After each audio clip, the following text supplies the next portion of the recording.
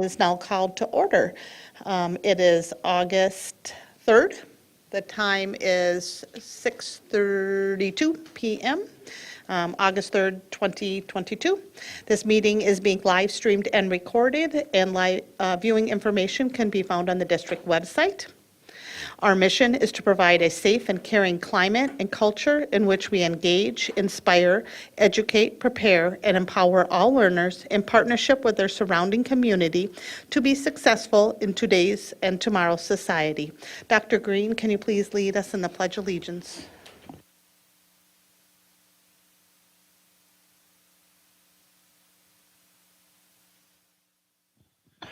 I pledge allegiance to the flag of the United States of America and to the republic for which it stands, one nation, under God, indivisible, with liberty and justice for all.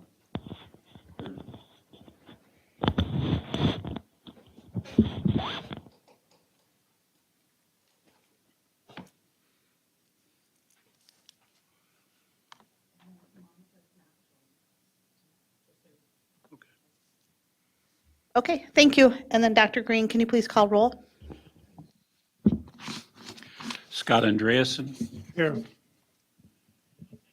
Natalie Copeland, Here. Al Dahlgren, Here. Zach Dorholt. Les Green is here. Shannon Hawes. Here. Monica Segura-Schwartz is not joining us this evening. Following cabinet members and staff are present in the District Administration Office: Dr. Lori Putnam, Superintendent of Schools; Assistant Superintendent of Secondary Education, Kay Nelson; Assistant Superintendent of Elementary Education, Dr. Mike Rivard; Director of Innovation and Instructional Technology, Ryan Cox; Executive Director of Learning and Teaching, Lori Posch; Executive Director of Operations, Gary Ganji; Executive Director of Research, Assessment, and Enrollment, Donna Roper; Executive Director of Student Services and Special Education, Carol Potter; Media Technicians, Paul Novak and Gordy Scott. Custodian on site is Steve Hain. Following cabinet members and staff are virtually present: Director of Community Engagement and Communications, Tammy DeLand; Director of Equity Services, Ayan Omar; Executive Director of Community Education, Adam Holm; Executive Director of Finance and Business Services, Amy Scalarud; Executive Director of Human Resources and Labor Relations, Tracy Flynn Bowe; and Executive Assistant, Jan McGuire. Okay, thank you. Next, I'm looking for a motion to approve tonight's agenda. So move. I have a motion by Scott and a second by Zach. Dr. Green, can you please call roll? Scott Andreasen, Yes. Natalie Copeland, Yes. Al Dahlgren, Yep. Zach Dorholt, Les Green is yes, Shannon Hawes. Yes. Thank you.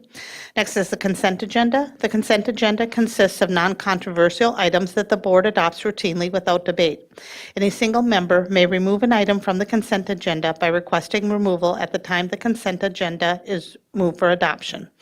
On tonight's consent agenda, item A, approval of personnel staff changes. Item B, approval of monthly treasurer's report for June. Item C, approve board policy 504, student dress and appearance as revised, third reading.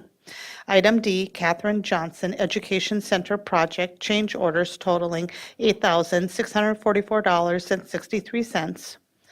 Item E, North Canopy Improvements change order totaling $25,357.50. Item F, Talahi HVAC project change order totaling $6,189.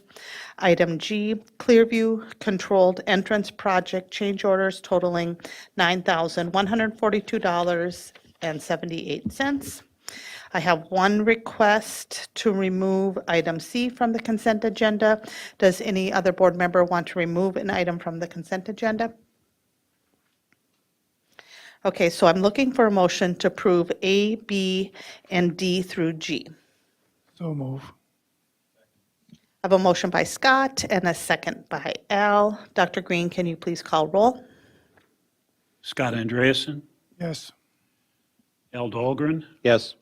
Natalie Copeland, Yes. Zach Dorhold. Les Green is yes. Shannon Hawes. Yes.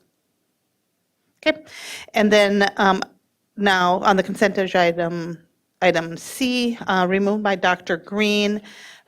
He is not bringing any comment forward, correct? No, I just Okay. wanted an individual vote. Okay, and so looking for a motion to approve item C unless somebody would like a discussion.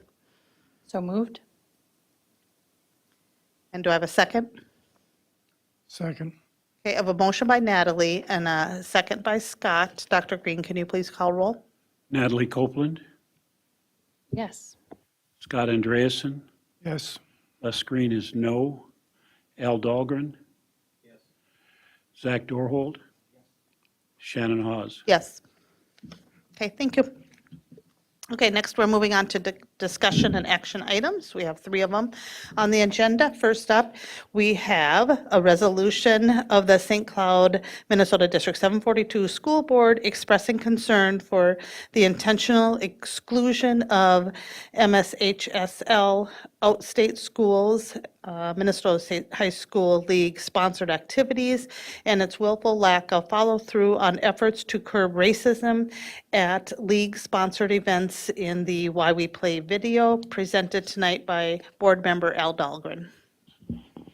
Thank you, Madam Chair. In front of you, you have a copy of a revised resolution. I'm going to once again at this meeting ask for a motion. I'm going to put in a motion that it be withdrawn from the agenda. A lot of things happened since our last meeting. Scott Kroonquist from the MSD got a hold of me via email, and we went back and forth a little bit on this.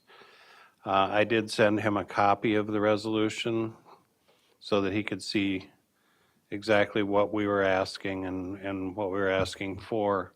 When he got a hold of me, he was kind of giving me some excuses as to why they hadn't moved forward with anything at this point, and it had to do mainly with it's really hard to get people together to do something like this during the summer. I also had been waiting for a call back from Eric. It's Eric Martins, correct? Eric Martins. Eric got back to me finally via a phone call and talked to me for quite a while. Went through all of the things that they are doing, made a lot of commitments, and to my satisfaction, I don't know if it's to the board's satisfaction or not, but to my satisfaction, he addressed pretty much everything that was in the revised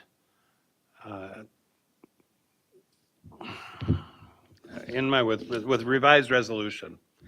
And so I don't feel at this point that, you can, obviously you saw the letter yesterday, I believe Dr. Putnam sent it out to all board members that was from Eric, correct? Eric Martins, on exactly what they're doing and how St. Cloud is very involved in this now, it sounds like, and he's working directly with our athletic directors. And how many students from our schools? 16 students from our schools are going to be participating. I think we have a really good representation, and I'm confident that they're moving forward with it at this point. I think that if you go back 2 meetings ago, when the initial resolution was thrown in there, I believe that it was a very good thing to do because I really do believe that we got their attention. I believe that they are following through on things that they would not have necessarily followed through on quite so prudently and quickly.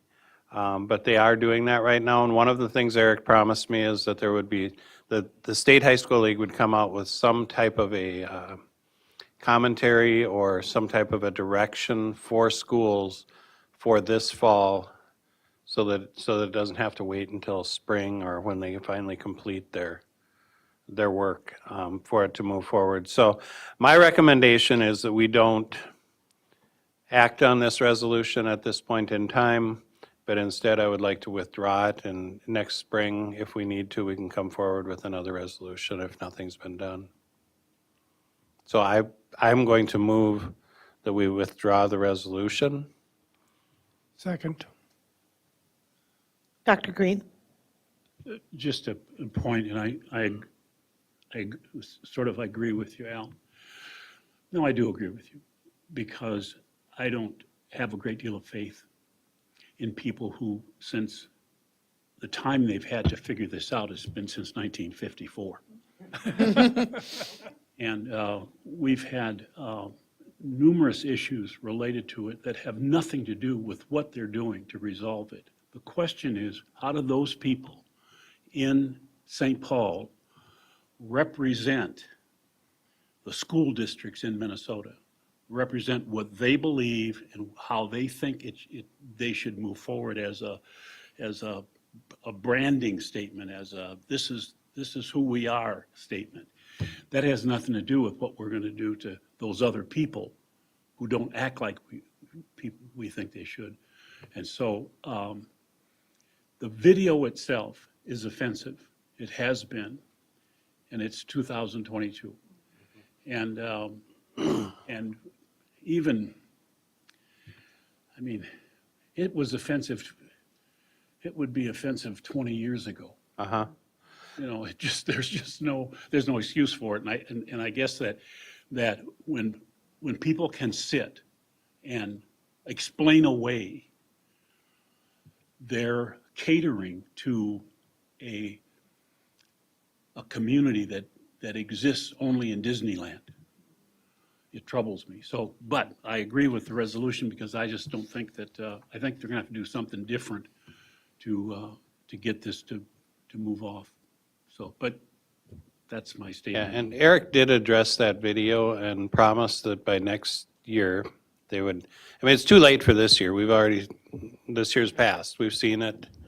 But he did promise me that by next year, they will have another video produced, which will address a number of those things also, but I hear what you're saying. I think Dwight D. Eisenhower said Yeah, we need to move a little slower too, back in 54, 57. So I just think that I think that if you could address that to him, how offensive that is and how hurtful, not offensive, I'm not offended by him, hurt, which is a different issue. And there are people who live in Minnesota of all races who find leadership people in our state doing this kind of thing today and still, and then defending it, to be typical.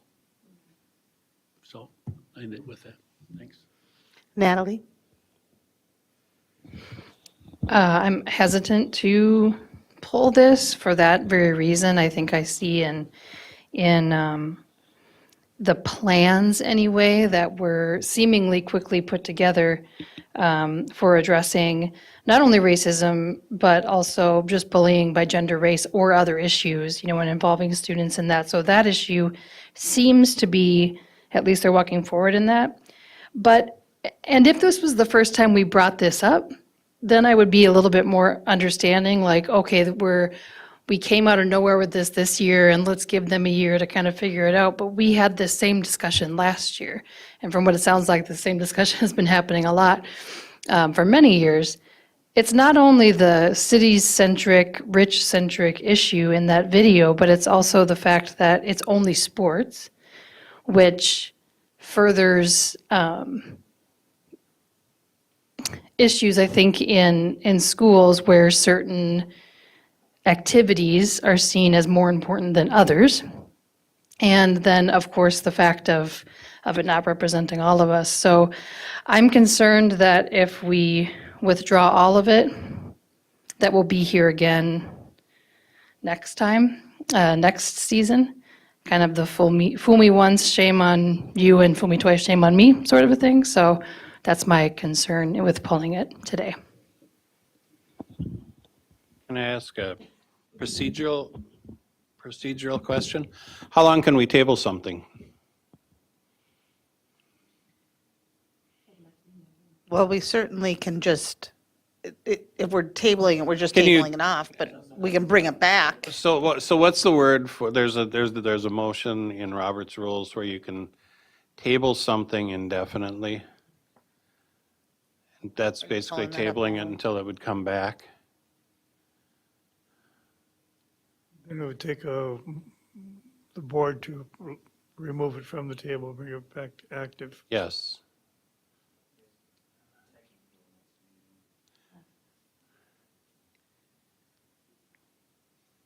Natalie?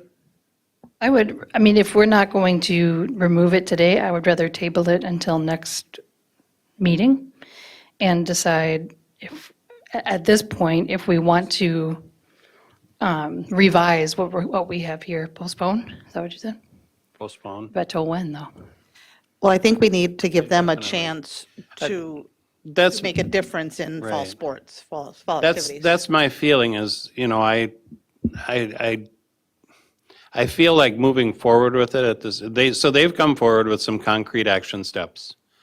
And for us to disregard those actions and just move forward as though they did nothing, I'm not sure that's really productive versus, but I'm okay with postponing it for a period of time and then coming back and saying, okay, do we feel like you really did follow through?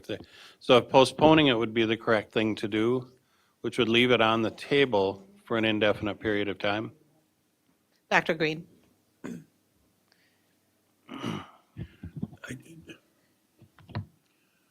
The Office of Civil Rights did not give us an opportunity to take a year to figure out what we would do when we were challenged on the way we treated students of color. I think that I'm going to agree with whatever you want to do, Al, but I do think that it should be approved and sent to them and let them figure out how they want to do something about it. But I think the video, if it was important to them, they'd fix it in a week. They've got the technological people to do it. If Ryan, we have people here that could get a team of people together in 3 or 4 or 5 days, have that thing changed. Because they must have the footage somewhere that they cut out of it. If they don't, they're really in bad shape. And I hope they're not listening to me. I don't feel that bad about them, but it's the behavior that troubles me. So my response to that is simply that if the Office of Civil Rights didn't give us opportunity to say, well, we're going to try and do better. And so I've been in this work for too long and watched it go over it. They just keep doing it. Because they didn't give us a chance, and they held us accountable to it for an indefinite period of time. Scott? This has given us some leverage. Maybe we don't want to, if we push it through right now, we've lost our leverage. I Maybe agree. we should sit on it for 6 months. Then we can push it through. Natalie and then Dr. Green? Yeah, I don't agree with that. I mean, we sat on it for a whole year. Because I remember super clearly some of the phrases that Superintendent Jett used when we talked about this last year and how animate he was about this isn't okay. And we're here at the same place again. And so we did give them a chance. And now if we give them another chance, then I feel like we're doing a disservice to the fact that we actually have called them on this before. And now we've called them again. Well, what are we going to do? Call them on it again? Like, when is there some actual action for some of this? It's unacceptable to me, and we are part of a governing body that can hold them accountable. How many thousands of dollars do we pay them every year? So we've given them a chance, and they failed twice. And so in my opinion, we need to address that part. I think some of the things I would look for in these August meetings that they're hosting are they inviting kids from all different sectors of activities, instead of just inviting the things that are usually seen, football players and basketball players and things like that. There could be certain things, certain ways of them showing movement in the right direction, but the video specifically shows their unwillingness to do something unless their feet are to the fire. And their feet are to the fire right now.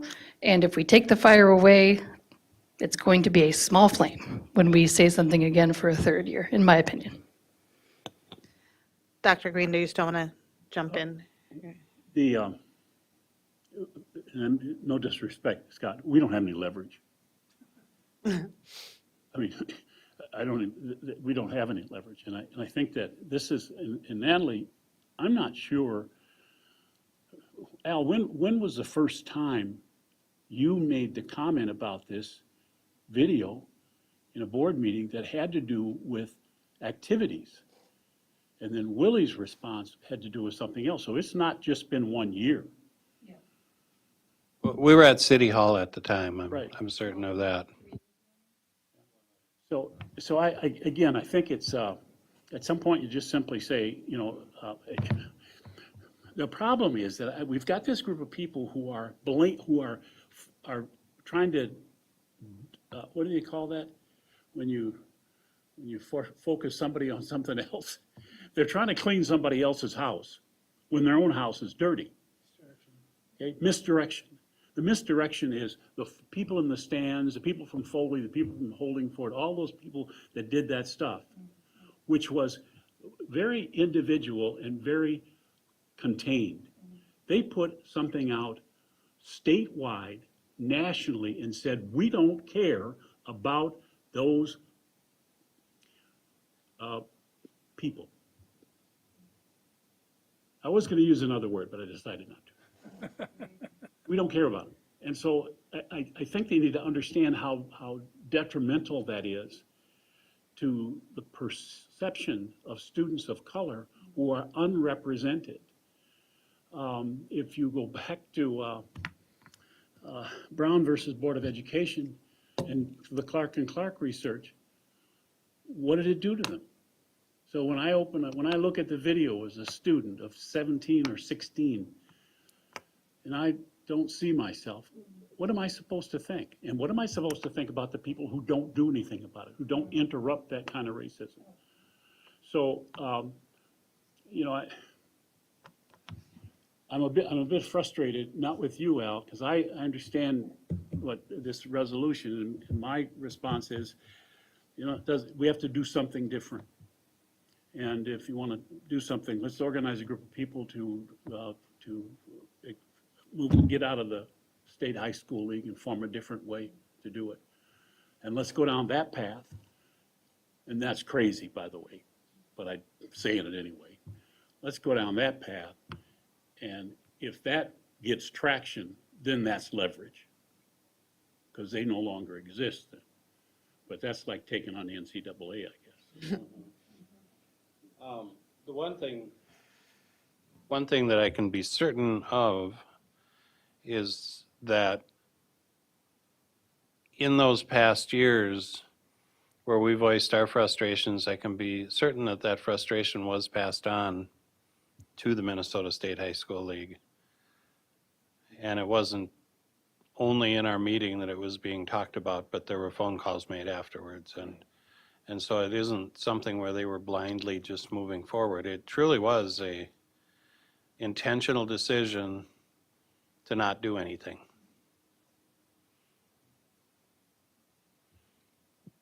That's disappointing and hurtful. Natalie? So we already have a motion, right, and a second, and now we're discussing? Yeah.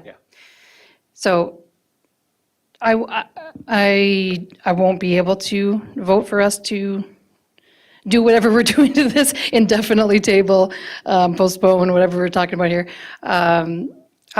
Instead, what I would like to see, and this is just, this is where my feelings and injustice-led heart is leading me right now is to, again, table it until the next meeting and redo it to just deal with the things they haven't addressed. And make it shorter, but still make the resolution. And here's why I say that. You know, when there was a resolution in St. Cloud City Hall of a welcoming and just community, that resolution was then taken and adopted by other communities in Minnesota that were fighting against the same issues we were fighting against in our community. So although one resolution from one district may not be all the weight, there are a lot of districts looking at what we're doing and feeling what we're feeling and maybe not having the expertise that we're bringing into the situation by already having this long history of talking with them. So I think we have a role to play in bringing the resolution, not this resolution, but one that still addresses the concerns we have. Can I ask what you would take out of this? Because I look at this resolution, Natalie, and it's saying what we see, and it's asking them to follow through on what they promised to do, and then restating our wishes, improving access and opportunity for all students, advocating for funding equity for poor and smaller districts, improving inclusivity and eliminating abusive and racist incidents at its member schools, improve its promotion and exposure for lower profile activities. Those are really the four things that we're asking for. So I don't know that I would change it. I mean, I think if we're going to move forward with it, I'd just move forward with it and do so. I mean, if the board feels that way, I'm more than willing to withdraw the motion that I made. Natalie? That's me giving them the benefit of the doubt, which is probably not the right idea. But based on the email that we did receive from the high school league saying, here's the things we're going to do. But we don't know the way they're going to do them, and we don't know if they'll align with these things. So I would be more than fine with leaving it as is as well. Thanks, Al. I think the dangerous part is if we stop watching or we stop talking about it, whether we move this forward or don't move this forward, the moment we're not paying attention or talking about it, that concerns me. And I know you've been at this a very long time. No, I think it's kind of interesting. You know, when the Office of Civil Rights came after us, we explained to them everything that we were doing and how we were doing it, whatever. They adopted that, found us problematic, and said, report to us every month or whatever to ensure that this is going on. And how long did we, I know Tracy would know how long she's had to file reports. So I would think pass the resolution and ask them to, and the only thing I would add to it is that they should report out regularly, and I don't know what that regularly means, how they're accomplishing and the task and what their kind of things they're meeting with out in Interland. Dr. Green, don't you think that we would, I don't know, the Office of Civil Rights had authority over us. We don't have authority over the Minnesota State High School League. Oh, we do, yeah. But I'm sorry. every year, when we join the Minnesota State High School League and we watch the Why We Play video, these discussions occur. So I don't think there's a danger of us dropping it. I mean, if we pass this resolution and then next year they come forward with the same Why We Play video and never really did anything with the committees, I think we would have a pretty solid argument. Well, if I may, Yeah, please. my comment is we should ask for some kind of a report every 3 months from now, not wait a year. Because a year goes by and they got some very talented people down there that can develop a significant written report on why they didn't get done what they were trying to get done. So it's the activity that I'm more interested in than the accomplishment. I don't think they're going to be able to stop racism and stop stuff at games. But they ought to be standing out there when it happens and having people throw stuff at them, I guess, because they're saying, you can't do this. They're not doing that. They're not interrupting it. They're just standing by watching it and saying, oh, those people are bad. And they have authority and responsibility to do something, I think anyway, but I'm not sure. And again, I think authority would lie in your willingness to, I mean, I don't know, I had a group of students in this room that just took me on about hats. This seems to be a rather significant issue right now that ought to be demanded, that our students ought to be involved in it, saying, why are you letting us do this? Do you want to jump in? For the final word. I'm not going to say any more. One suggestion, oh, I apologize. Oh, Scott's been waiting. I think you're just jumping in, right? Yes.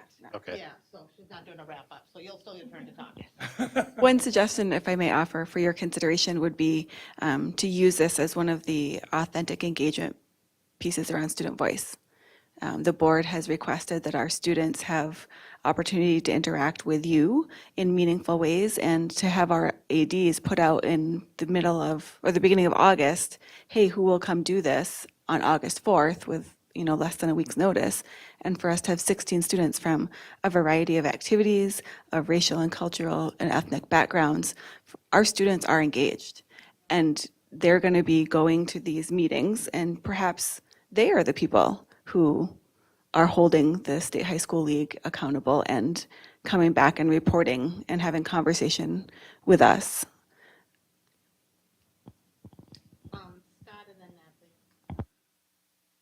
My thought is, our district, our student body is 55% non-white.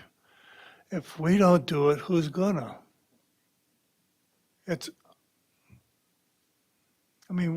We're the ones that are facing the issue. Yes, there's other districts too that I bet would, to Natalie's comment, agree with this and possibly adopt it themselves. Natalie, did you want to jump in? Yeah, I know we can't make them report, we can suggest to them, but what we can do is put a report on our agendas every quarter. And then if they don't say anything to us or do anything, they'll be like, hey, guess what? They did nothing. But like the next quarter, we could have some of the kids that have participated come and tell us about that. And so, that's our way of holding them accountable, is saying there's going to be public information given every quarter this year until we see another Why We Play video. And that will keep it in the public's mind and really, I think, enlarge the fire a little bit. I'm thinking back to last year and with the incidents with New Prague. And I don't know that I ever heard anything of the school boards, or the State High School League really doing anything about it. It was member schools who said that they were going to no longer play New Prague and include New Prague in their schedule, but there isn't anything real solid out there from the State High School League in reaction to it, other than just kind of saying, oh, this is going on.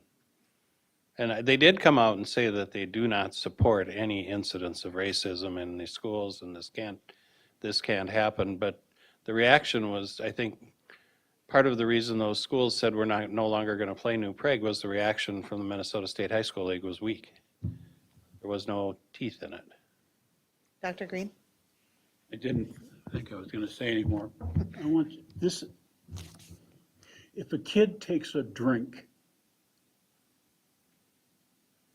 and the only thing they really have going for them is their involvement in sports that keeps them in school, the State High School League takes them out of sports instantly.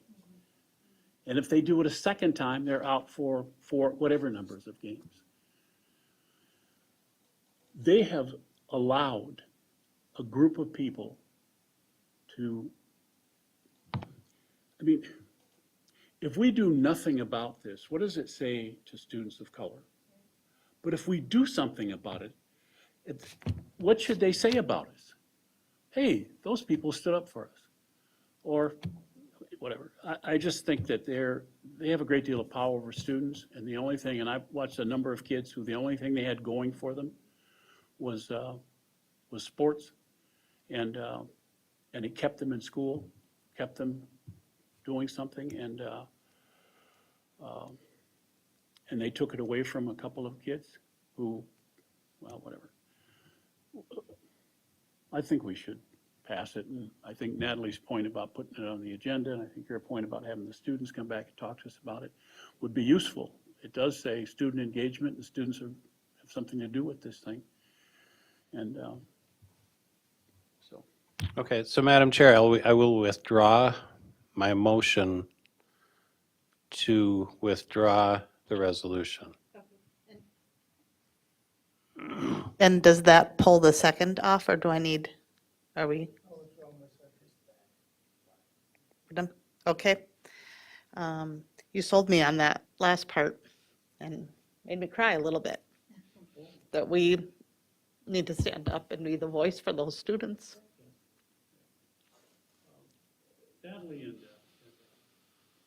Monica have been very helpful to me in this process, because sometimes when you get a little focused on what you think is right, that you don't hear that justice call and confrontation and stuff from people. You know, I've told people a lot of times that me and Natalie don't often agree. Or Monica, but the thing we do agree on is that a board can sit and have a conversation like this and come out of it as activists, all of us. And that says a lot to me about this school board and this district. So I would move, if I may, or you, that we pass this resolution. And also that we, if I may add to it, that we put it on the agenda every 3 months for review and consideration.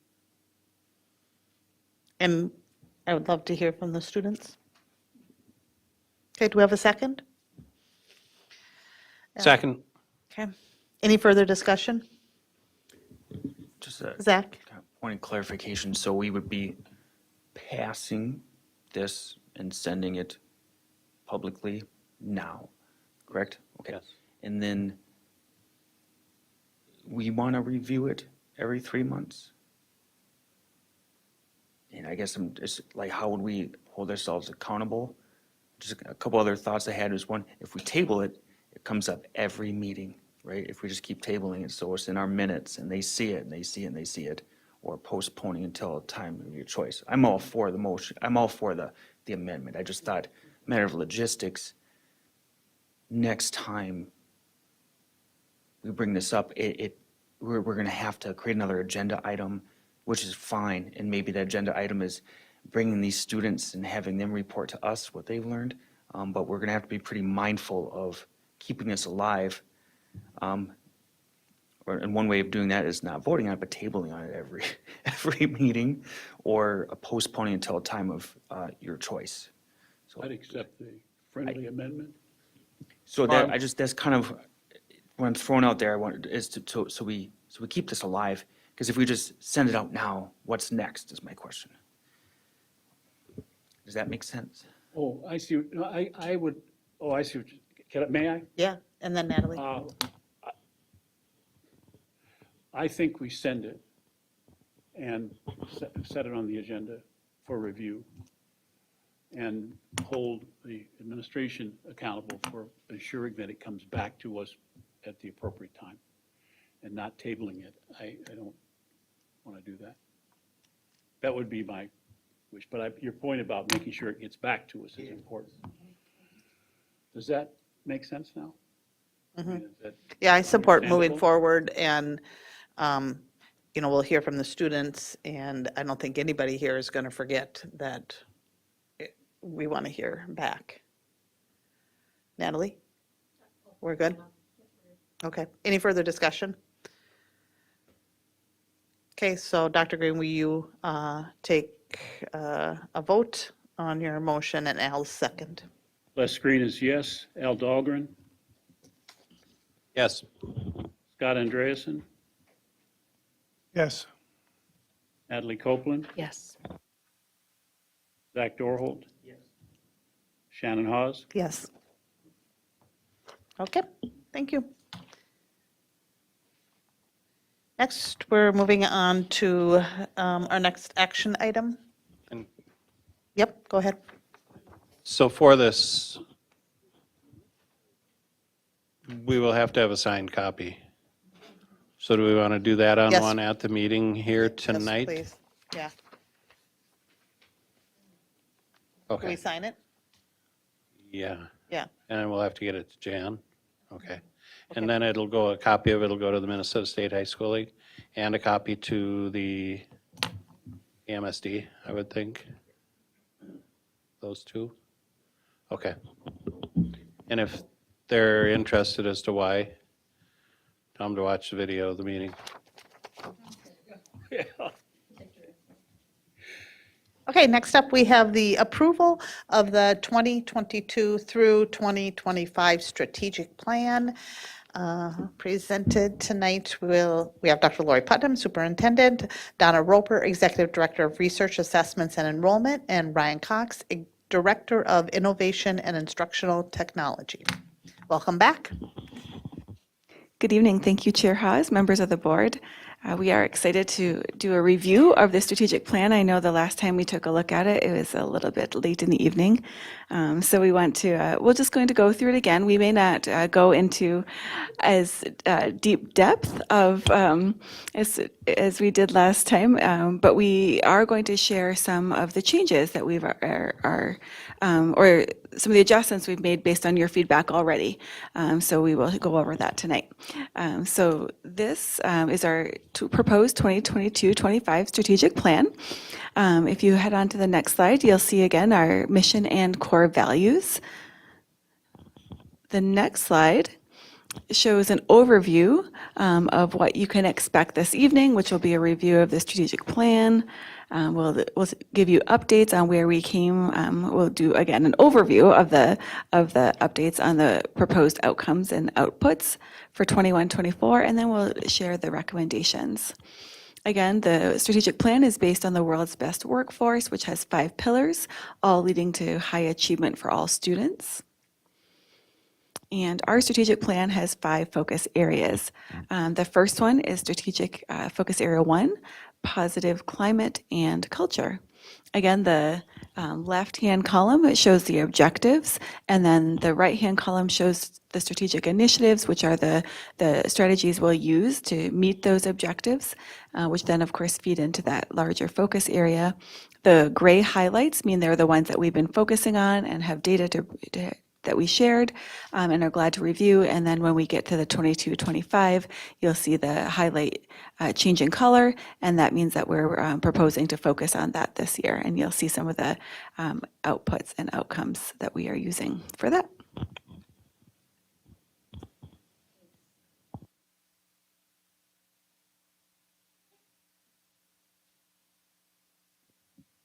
Thanks, Superintendent Putnam, Chair Hawes, members of the board. Happy to be back with you this evening to review again some of the data we collected for the strategic plan. And this evening, I just want to say that, the data provided is our best efforts to measure our defined priorities in the 21-24 strategic plan.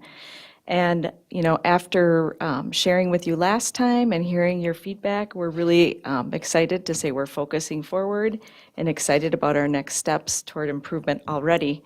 So we appreciated that feedback, and we've begun to consider ways that we can broaden our understanding of success by what we're choosing to use in our measurement plans. So I just want to set that out there up front, that these are kind of narrow. As you recall, the last time we were together, some people noted, would there be additional things we could look at? And we are definitely committed to doing that. So in this slide, positive climate and culture, this objective, we have, the data points from our climate survey. And then, of course, our next steps, we're going to be focusing on adding work around restorative practices. And our SIPs and our departments are already, working on defining additional metrics that we will bring forward as they become ready. But you can kind of see what we put down for 2025. Again, we will still use data from the climate survey, but we will look to broadening that as well. And so the next slide, if we want to go to the next objective, which is 1.1b. And again, we're really excited about continuing those welcome audits. As our next steps, expanding our access to the EEOCs and increasing participation in our climate surveys, as well as identifying additional ways to measure welcoming climates and sense of belonging. And you'll see all of that as we continue to work on our improvement plans and identify those metrics throughout the year.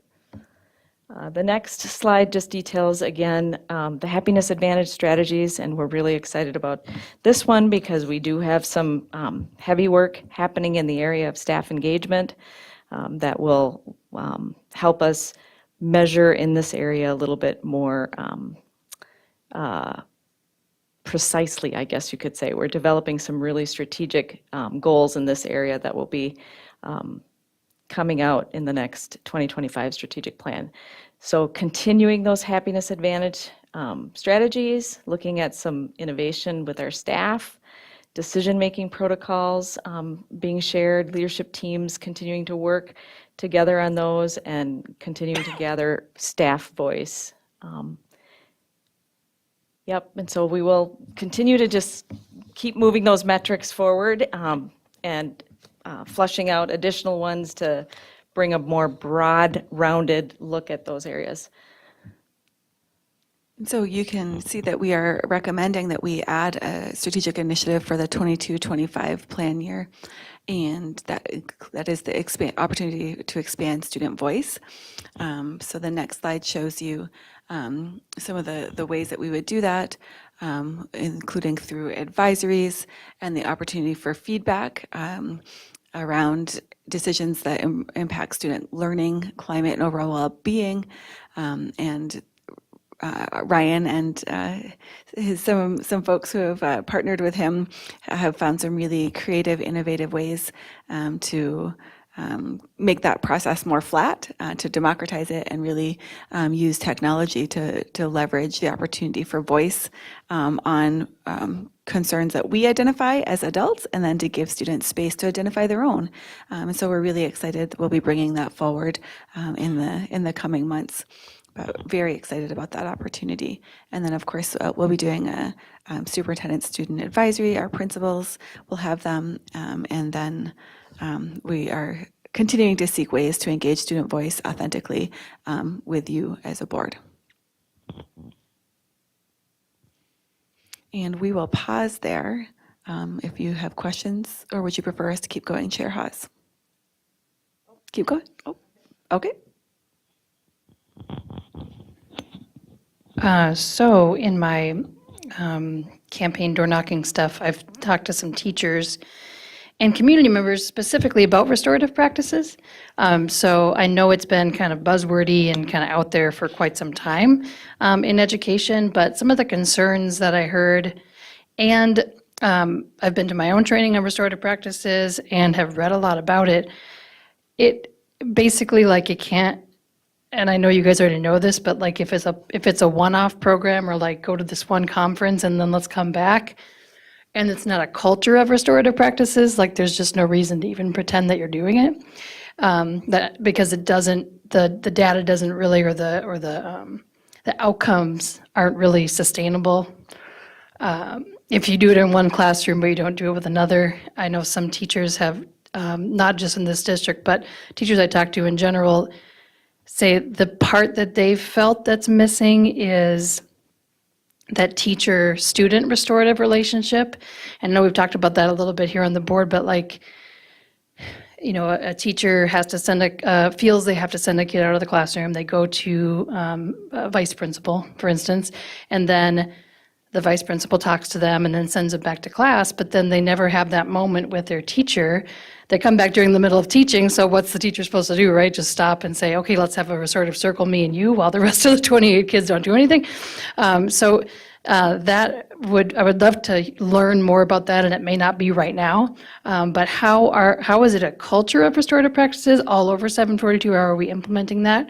And then specifically, how are we restoring those hard teacher-student relationships especially when it's a student who's consistently having issues with one teacher? Thank you, Natalie, for raising that. It's a foreshadowing for sure, because when we get to the student discipline presentation that's coming up in a couple agenda items, Carol, whose team leads the implementation of restorative practices, will be going through some of that quite in depth actually this evening. So if at the end of that you haven't heard the answers that you're looking for, please let us know, and we'll gladly revisit that. Yeah, thanks. I mean, these people are on it, I'll tell you what. Great lead in. I didn't even pay her to do that either. Strategic focus area 2 is on instruction that produces positive outcomes. That you can see we have outcomes, and we had 2 of those that we were working on. And I will turn that over to Donna to do a brief overview of the data that we had shared last time. Thank you. And I think for this strategic initiative, you know, obviously we focused on domain 3 for professional learning, the teacher observations. You can see the results in the middle there. And then the next steps, again, focusing on inclusive decision-making protocols for materials selection, because obviously in the first column, the renovation of media materials is an ongoing process. So we're going to continue to review our materials to make sure that they are providing students with access to materials where they are able to see themselves in those learning resources. And then, again, looking forward, really looking to broaden some of the measures we're using in this area. Next year, we will be looking at domain 2, which is in the positive relationships domain. And we are shooting high for 90% of students, or 90% of teachers scoring a 3 or better in these domains. And then again, on this slide, just to remind everyone, there was a slight change. There was a correction to the growth measures. This is a really, I think, important strategic initiative, because obviously it's about our achievement and outcomes. And I am really excited about what we're doing in this area with continuous improvement. And for this year, we just have the STAR results at this time, but MCA results will be coming. When we look at our STAR measure, we did really fairly well in terms of growth. And again, we've talked about the next steps, which are moving us towards a more comprehensive, balanced approach to student assessment. That work will kick off this year. And again, all of our schools are putting together their continuous improvement plans. Departments will have continuous improvement plans aligned to the strategic initiatives, allowing us to really lift up those authentic responses that folks are having to meet the needs of all learners out there. So we're excited to move this work. Any questions on focus area 2?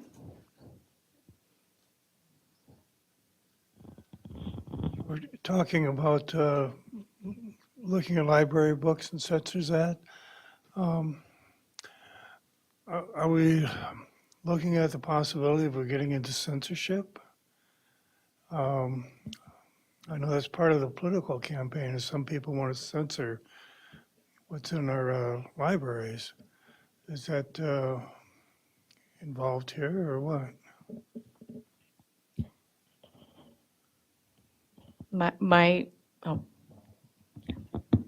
I'll take that one. So what we did was we had one of our media specialists who took on a special assignment or special role this last year. And what she did was she went literally building by building, and pulled data out of Destiny, which is our library management software. Tells us what books we have, age of books, what's in, what's out, those kind of things. And she pulled every piece of data she could and broke it down into numbers of years. So we saw that X% of our books were ordered 20 years ago or more, 10 years ago or more. Looked at some of those examples and just some of the overall ages. Then she also pulled samples of books out that were ordered 20 or more years ago that just culturally aren't relevant anymore in some situations. Some of the content, some of the images are it's just books that were more than 20 years old and just not what we wanted on our shelves anymore. So it's not about censorship as much as going through and updating the books and getting just more of the material involved, or more of the material in hand for our kids, that they can see themselves and they can see more up-to-date content. If that helps. It sounds like you're trying to get rid of obsolete stuff. In some cases, yeah. We call it weeding. At the media centers, they call that weeding of books, where that you go through and you pull ones that are torn, that they're damaged. We found books with stamps where people hadn't checked the book out for a large number of years. And so you start taking those less relevant books out and getting books that the kids are a little more interested in today in 2022. Okay. How about censorship regarding being politically correct? People out there that are pushing for politically correct Sure. stuff. Sure. We are looking for books that our kids can connect with. In terms of politics, that's not something that was ever brought up in any kind of conversations. It's very data rich in terms of the age of the books and what books were pulled and what's not. Basically, it's on a spreadsheet.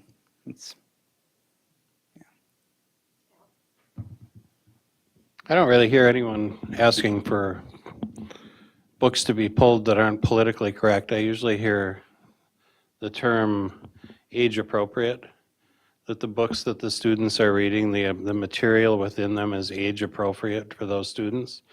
And as far as censorship goes, we censor the heck out of our libraries, and we should. If not, then we have to have some pretty bad stuff in those libraries, and you know what I'm talking about.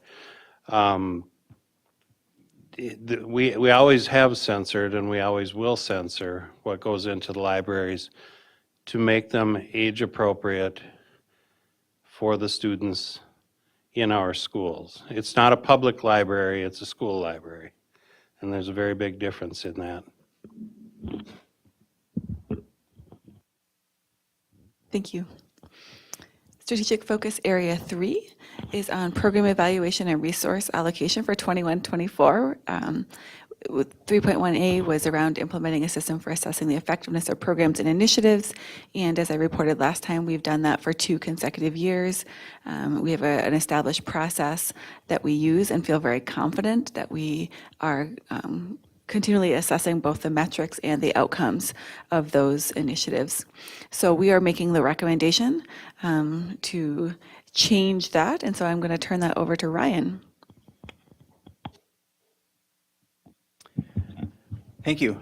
So the exciting piece around Strategic Area 3 called innovation is to kind of circle back to the conversation we had last time, was around the definition. Like I mentioned last time, we had a number of teachers, 50+ teachers in June, that came together. We called it innovative cohorts.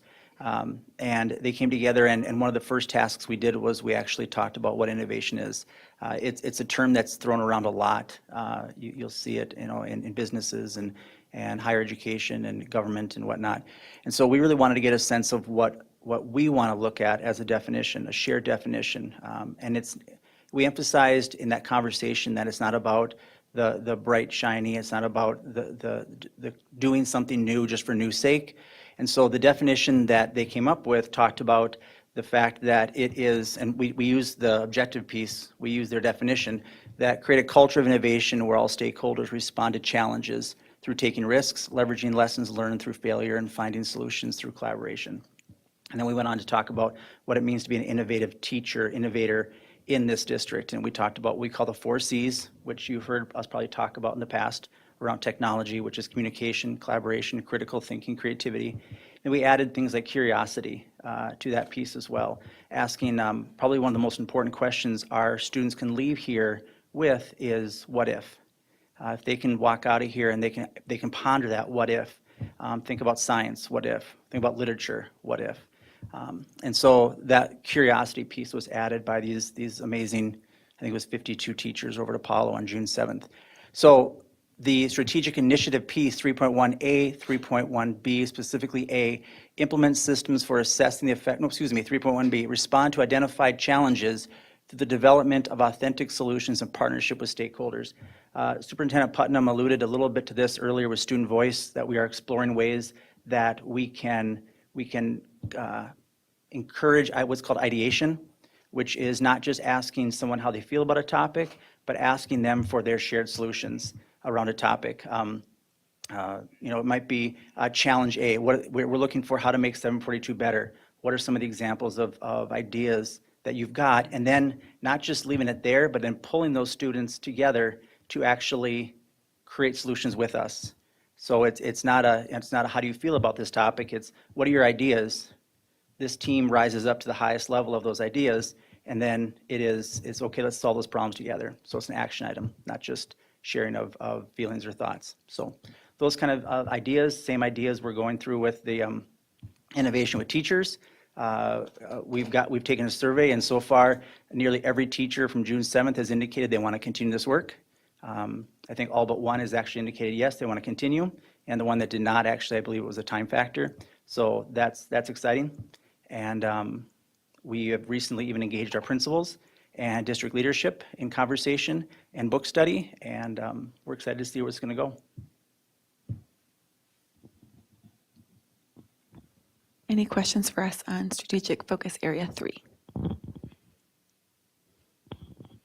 Okay, we'll move on to strategic focus area 4, which is career and post-secondary education options. You can see here the strategic initiatives that we focused on. Moving through for the next slide, you can see it was on, thank you, providing career and work skills related curriculum and instruction to all PK-12 students. You can see how we tackled that from a K-12 PK, but P isn't on there, the K-12 experience, and then some of the next steps that we'll do for 2025 for those targeted outcomes. The strategic area, focus area 4.2 was around engaging higher education, business, and community partners to create increased opportunities for 6-12 students. Again, you can see the ways that we did that through Career and College Advisory, the EPIC course, which is in our high schools, and then we will continue to implement those with the goal of having 100% of our students exposed or participating in career and work skills related curriculum. We would like to add on to both 4.1 and 4.2 to ensure that our 8th through 12th grade students have personal action plans tied to high school course enrollment, which is then tied to post-secondary goals. We certainly understand that students are growing and developing, and as they gain new skills and knowledge about themselves and the world around them, those will change. But we see it as our responsibility then to adapt those plans and help them navigate as they change and grow also. The 4.2 is around expanding relevant, rigorous career-related offerings in grades 9 through 12. We've already saw some of those courses beginning to be offered this year, like law enforcement, construction and geometry, and hope to increase those offerings in the years to come. And not just hope, but we will, because it's in our plan. And then that by the year of 2025, that we can guarantee that to our students and families and community that students graduating from our high schools will leave us with either a hands-on work experience, an opportunity to do for an internship, externship, or a mentorship, or earn college credit or industry certification, so that students are leaving us with the opportunity to really grab hold of something after they leave school, whether it's college or career, and they're moving forward as productive citizens, and whether they're in our community or another. Hopefully they stay with us. And then you can see some of the ways that we'll do that are just laid out around, the first one was, of course, student portfolios for those individual learning plans, the course proposals on the next slide, and this course guides. You'll see those every December. We start the process in October, so you'll hear that throughout the fall. And then registration dictates which courses we're able to offer, and we will continue to report out on that as we do. And the final one is taking a look at expanding that career and college advisory that we do with our local business partners and employers and higher education partners. So that is our recommendation for the 22-25 strategic plan. Looking for any questions or concerns you may have.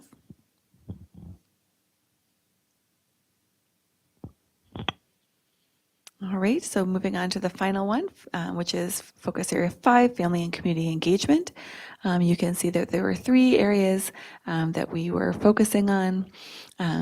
Donna, do you want to walk us through some of that data real quick? Sure. The 5.1A, create school-based connections that bring together families, educators, and communities.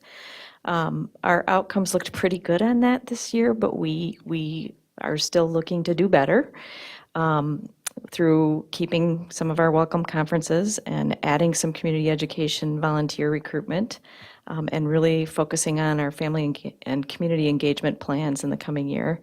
And we are shooting to have 90% or more of our parents who engage with our schools actively, feeling as though they are partners in partnership with their schools. So we will continue to work on that, and we hope to increase volunteer hours and also increase access to the early education and early literacy resources for families.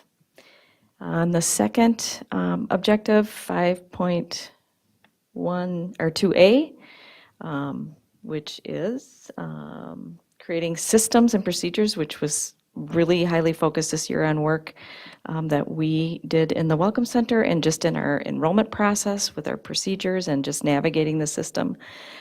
We feel like we did have some improvements made in those areas, but we want to continue to work on that in the coming year by just maybe making some improvements in our tools and in our process again, and just increasing access to the pathway information at key points. And again, we'll be looking at ways to really measure this in multiple ways in the coming year, not only using the climate survey, but potentially some other things as well.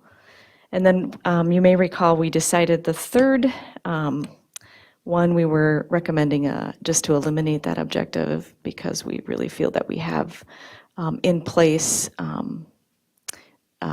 some really high focus on gathering voice from our parent stakeholders through committees and just through some of our new innovation ideas. And so going forward, we're going to continue with 5.1A and 5.2A in the 2022 to 2025 strategic plan.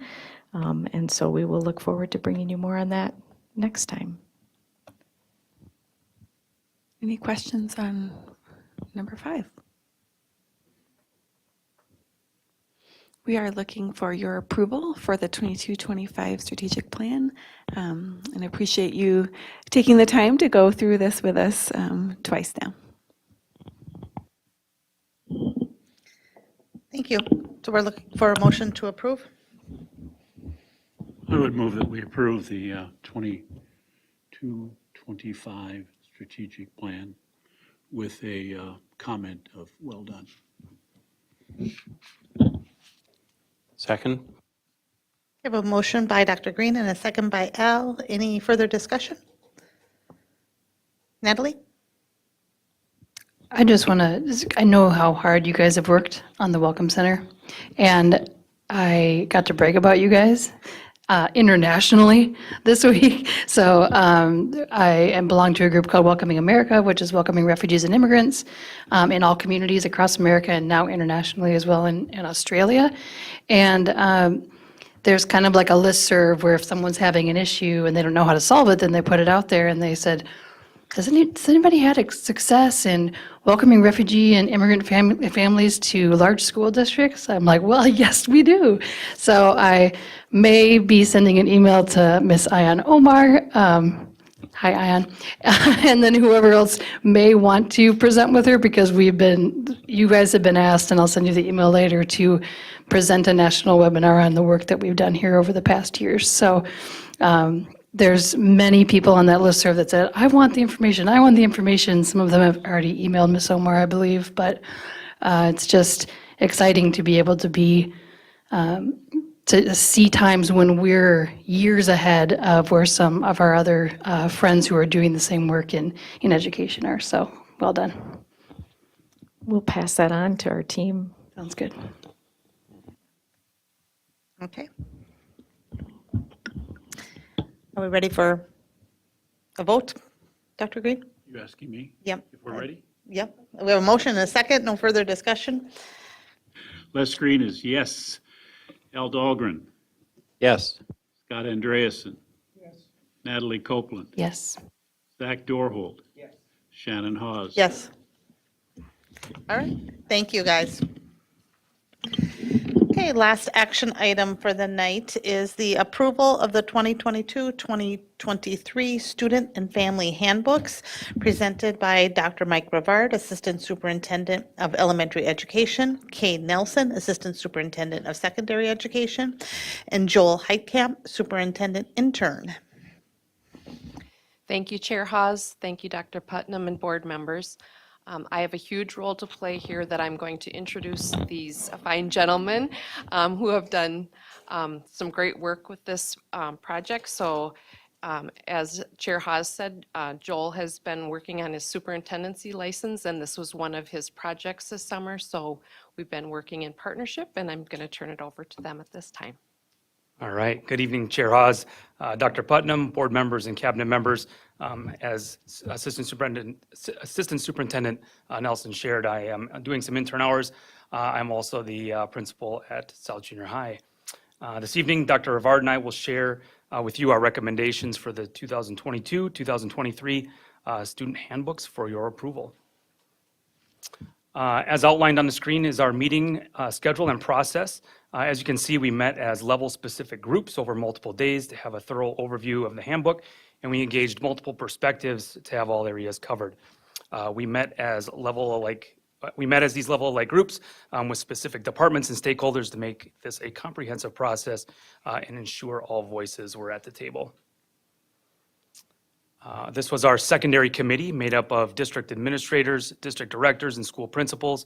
Again, this group met over 4 different meetings to provide the recommendations that I will share after Dr. Rivard shares an update on elementary. Good evening, Chair Hawes and Superintendent Jett and members of the board. At the elementary level, we reviewed the handbook over a 1-month period in late winter and early spring. It's always an exciting event when we do that. Our committee was made up also of district administrators, directors, and school principals, and you can see those members on our screen. Principal Heitkamp and I will highlight some of the changes to the student handbooks, and we'll ask that you save any questions that you might have to the end of the presentation. So the first one I'll highlight is that we did consider family engagement in our conferences, and we proposed changes in our handbook that will allow for a variety of formats for family-parent conferences. During this past year, schools saw examples of increased attendance for family-teacher conferences due to a virtual format. While we don't expect that that'll be the norm for our conferences and that we'll be moving to virtual, we do want to make sure that that hybrid approach and offering alternatives to parents when possible may increase our engagements with those families. We also want to recognize that many of our schools now are doing home visits with families and going out in person to have contact with them, and many of our staff members are doing that. We've also seen great success with this strategy for family engagement, and we'll also continue to explore other family engagement ideas as they bubble up from the building level.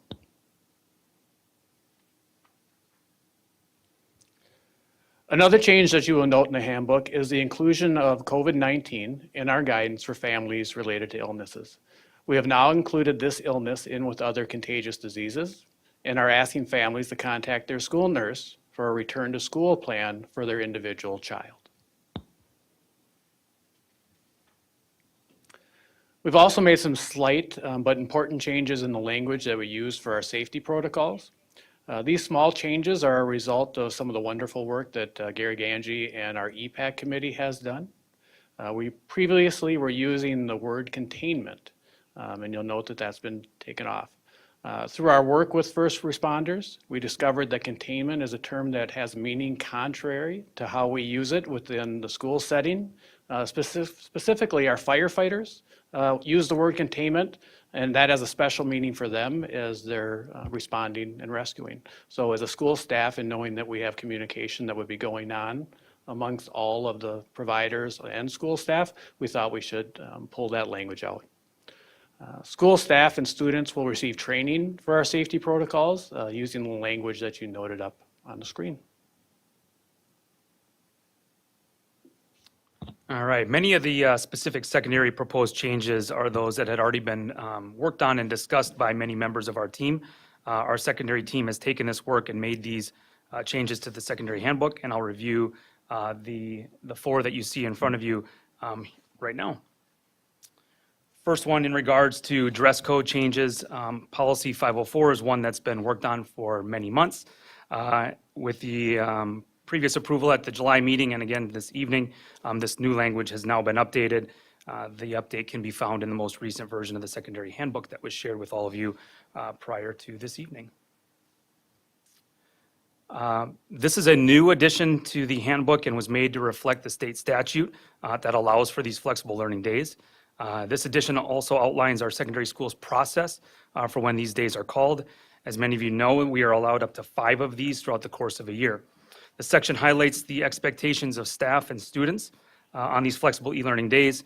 These expectations include the learning platform staff will use, which is Schoology, when learning activities need to be posted by 10 o'clock in the morning, and that all teachers will be available for student questions throughout the remainder of the school day.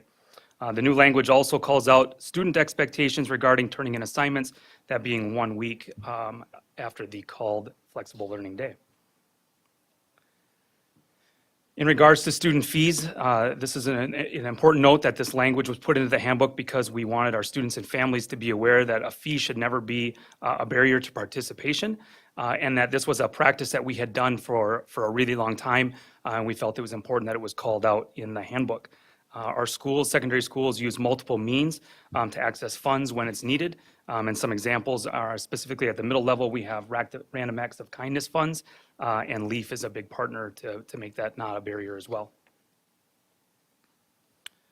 The last recommendation from our secondary team tonight is in regarding to grading and reporting.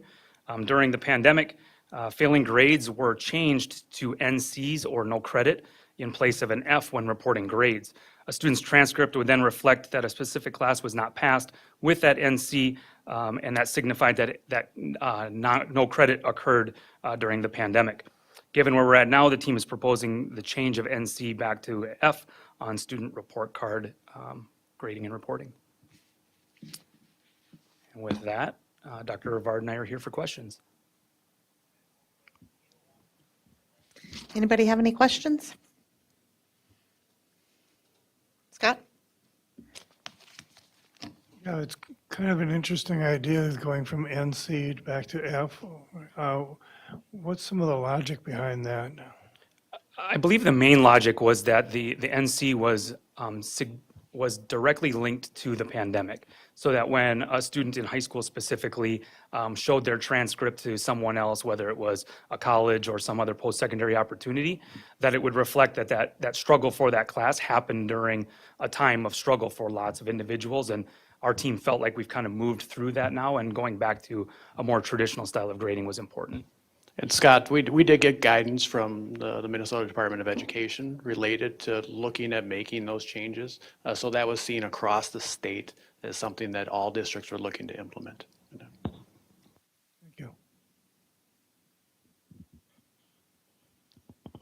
Al?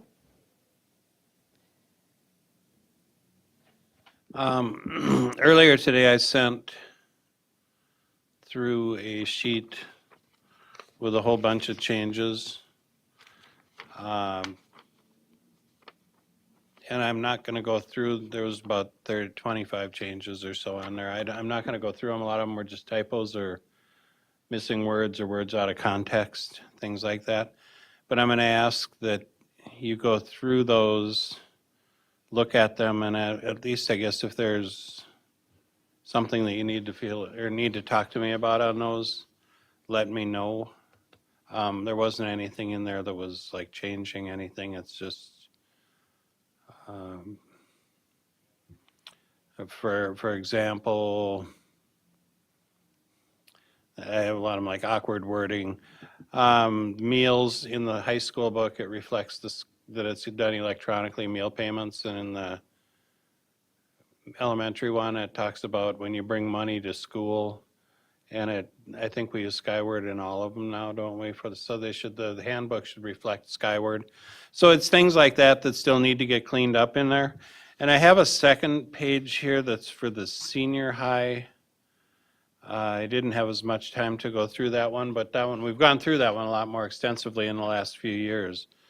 But I did have some questions. On page 2, McKinley is listed, and I'm wondering, it shows Tech High School, Apollo High School, McKinley, and it shows South Junior High, North Junior High, and Kennedy Community School. And I think, isn't McKinley Area Learning Center or something? We should put the full name in there. Yes, that's correct. Thank you. Academic expectations on page 8. Number 1, for the high school portion, it doesn't have a header. It doesn't say anything about high school. And then it says, refer to the section on scholastic eligibility. And I couldn't find anything anywhere on scholastic eligibility. I don't know where that is. Is it on the website, or is it?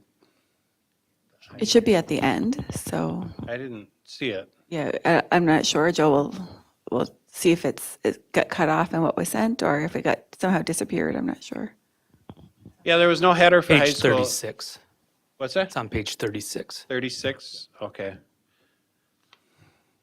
Then for junior high, on that, on page 8, it says the student must maintain a passing grade, and then it says D-. Is that true? That's all we expect for athletic eligibility is a D-? That's following Minnesota State High School League guidance too. Yes.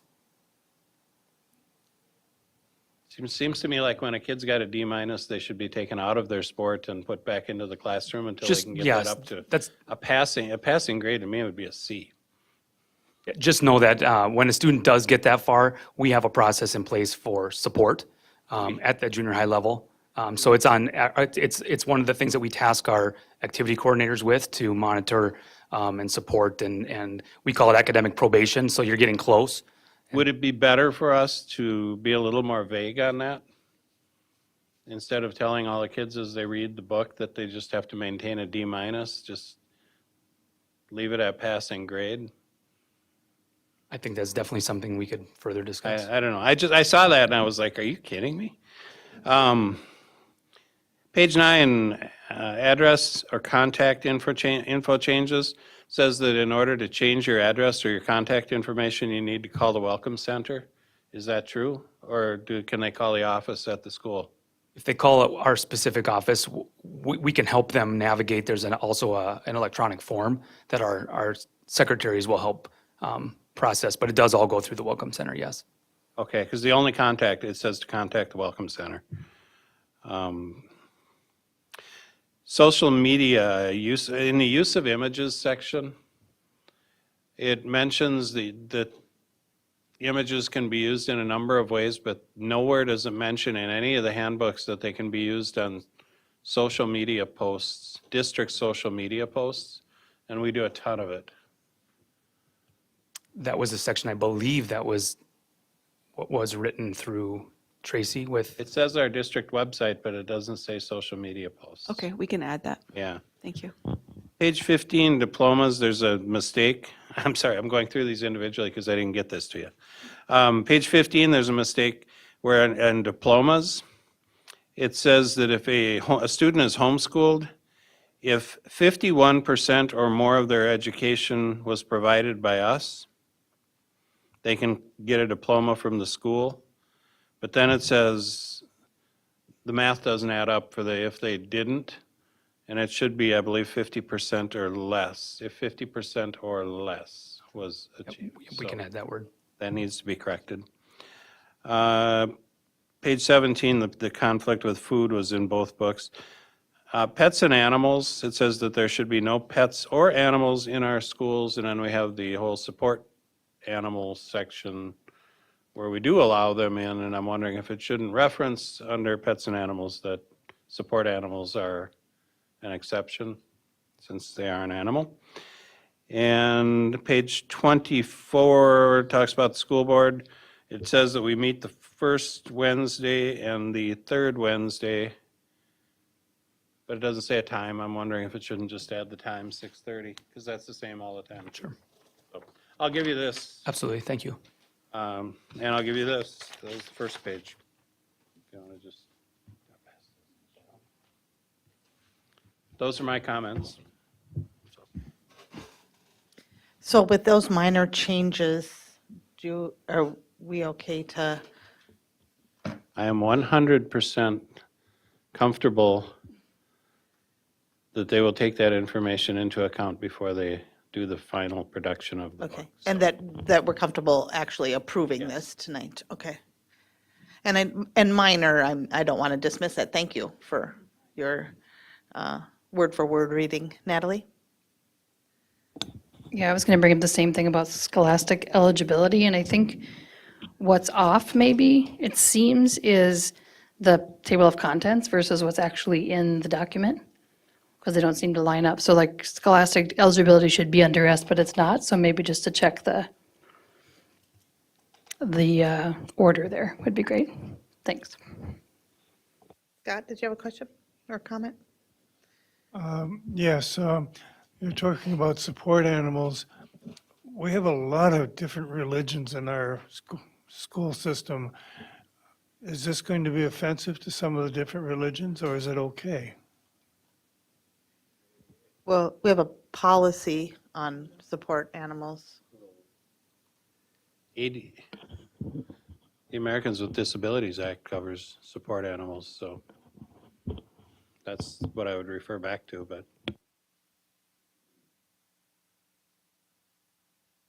Okay. So we're looking, do you want to say? Administration is recommending approval of this handbook, so we're looking for a motion. I would move approval of the 22-23 student handbooks, both elementary and secondary. Second. Any further discussion? All right, Dr. Green, can you call the vote? Les Green is abstained. Scott Andreasen, Yes. Natalie Copeland, Yes. Al Dahlgren, Yes.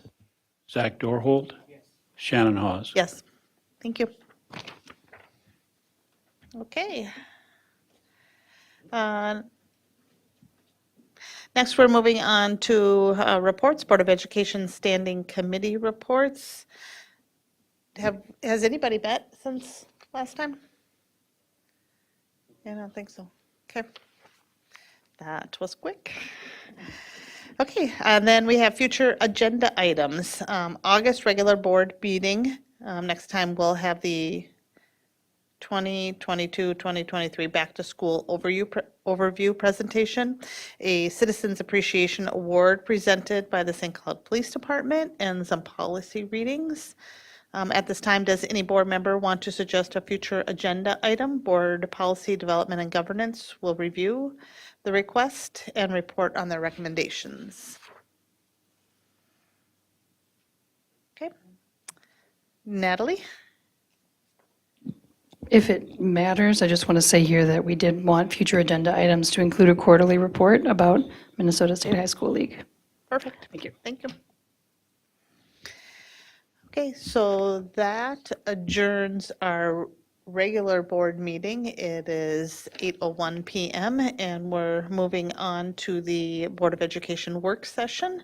First up is Discipline Data Year in Review presentation presented by Dr. Mike Revord, Assistant Superintendent of Elementary Education, and Carol Potter, Executive Director, Student Services and Special Education.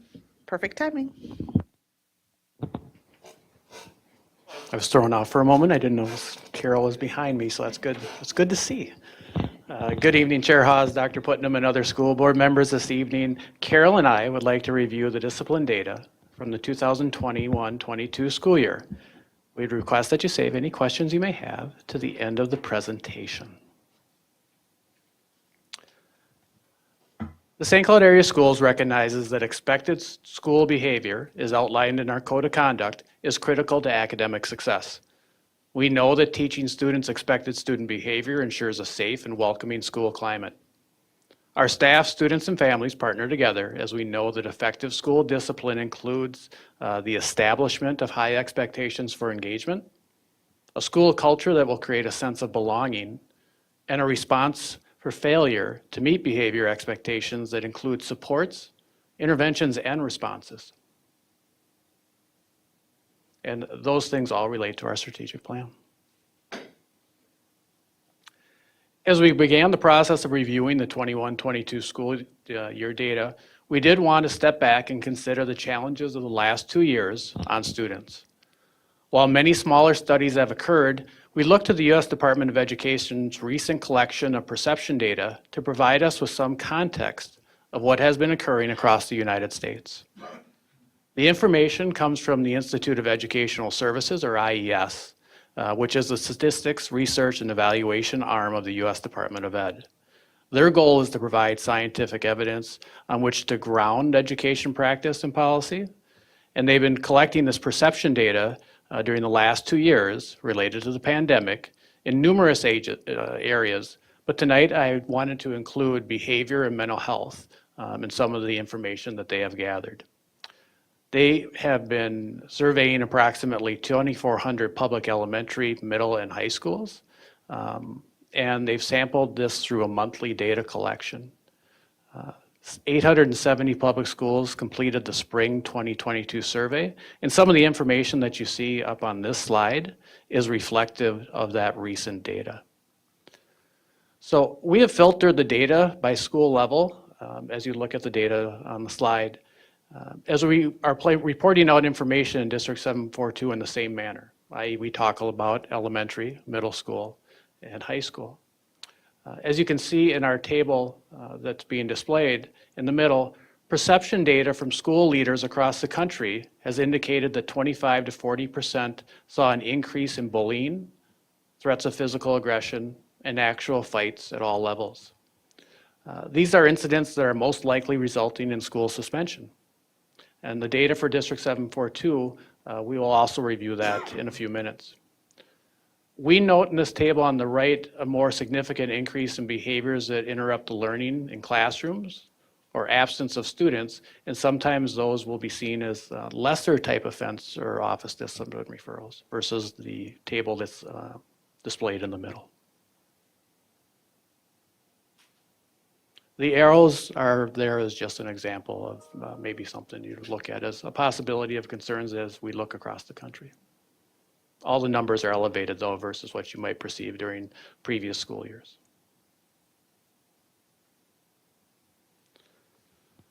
Our next piece of data is also from the Department of Education, and it's the same survey. And it's something that we speak about frequently as a school staff as we consider interventions and responses for students.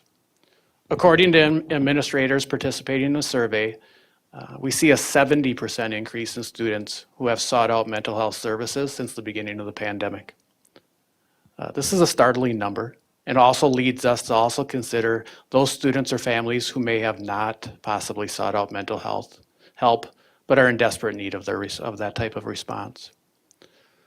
Of note, not related to our students, but the data collected also illustrated the challenges for our staff, as 29% of the respondents in this US data saw an increase in, the principal saw an increase in their staff seeking out mental health intervention, a 29% increase. So we can use this information, if we choose, as a backdrop to our own discipline data review of District 742 for this past school year. And I'll start that right now. So in St. Cloud, we most often measure discipline based on major office discipline referrals, and many of you are familiar with that term. Office discipline referrals are the result of behaviors that can vary from physical contact at our primary age students while they're lining up. So if you think of our kindergartners and some pushing and shoving that may happen while they're lining up, that oftentimes can result in an office discipline referral where a principal may choose to speak with them about better line basics. But it can also be up to physical aggression and behaviors that are significantly impactful of the safety of our students. The data above is disaggregated by school levels: high school, all middle schools, and all elementary schools,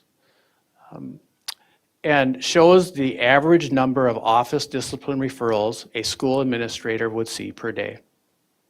As you may expect with a number being an average or a mean, a school administrator will see fluctuations on how each school day may look throughout the school year. Of note, the 2020-21 school year was impacted dramatically by the remote learning model that was implemented during this academic year, and our numbers decreased rather significantly. And that would be the 2021 year as it's illustrated.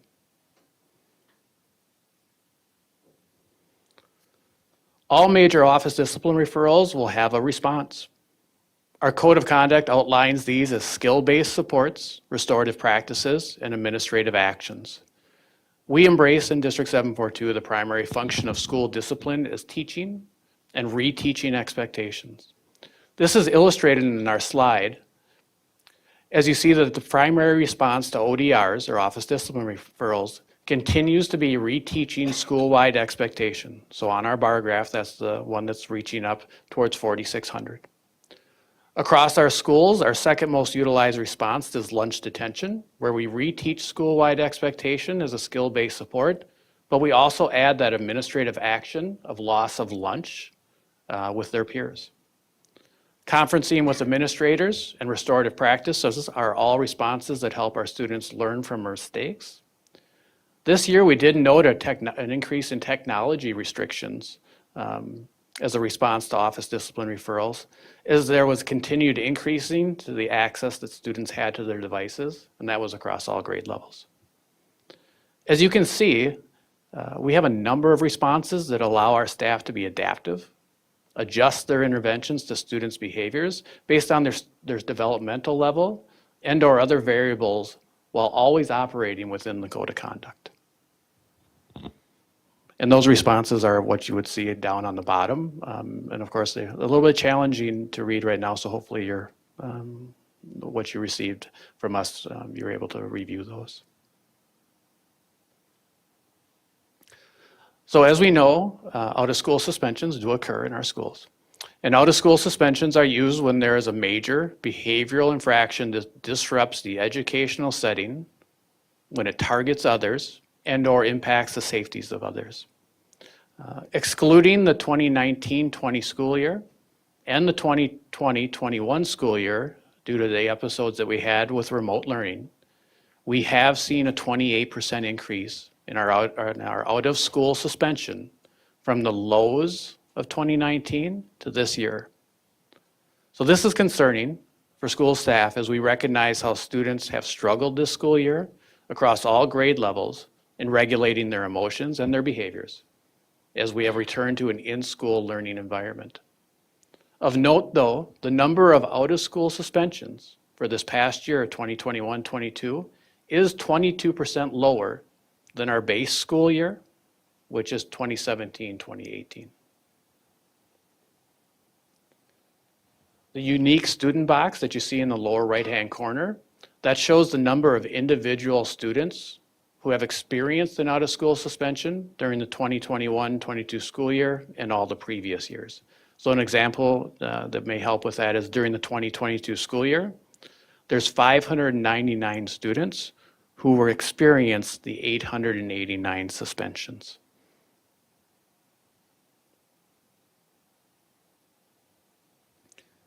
As we address the equitable response to student behavior, we continue to see an overrepresentation of students of color who have experienced an out-of-school suspension in comparison to our overall population.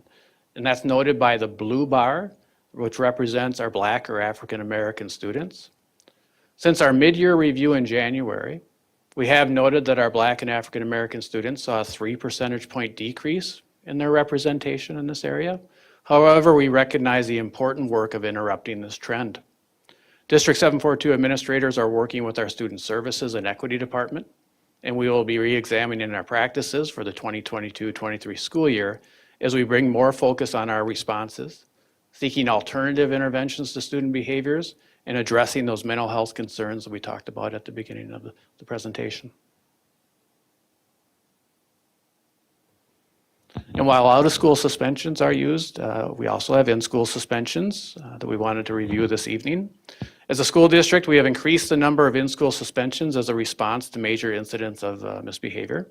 Our in-school suspensions often allow for guidance counselors and other support staff to provide intervention, academic help, and restorative justice practices in which the students can talk with other students about their disruptive behavior, its causes, and its consequences, while still remaining in the school instead of being on an out-of-school suspension.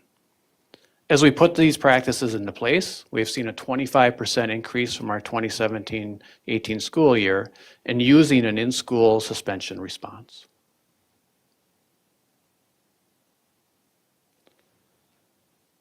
The overrepresentation of students of color, though, is noted in the out-of-school suspension data, is also seen in our in-school suspension data.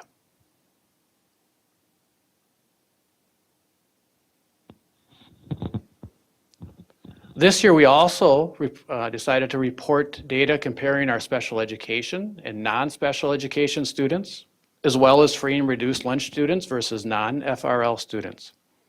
Our FRL data will be seen in the next slide. In the 2021-22 school year, approximately 22% of our District 7-4 students were identified as receiving special education services. For our special education student group, we see an increase, though, during these last 5 years in their representation as students who have experienced an out-of-school or in-school suspension. So our illustration here has the out-of-school suspensions on the left and the in-school suspensions on the right, and the bar graph showing the blue, those are students who would have been identified with special education needs.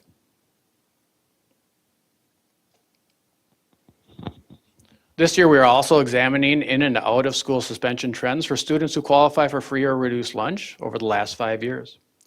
We recognize this data is impacted by all students being eligible for free meals during the 21-22 school year. The trend data continues to reflect that students who qualify for free or reduced lunch programming are more represented as having experienced an in or out of school suspension. As a district leadership team, we continue to reflect on and seek out the best responses to student discipline referrals. And we do have a comprehensive intervention model that Carol will now speak to. Good evening, Chair Haas, Superintendent Putnam.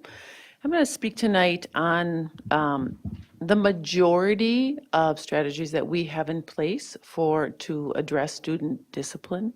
It won't be all of them, but if you have questions about other things that we have done in the past, I'm happy to answer those questions for you.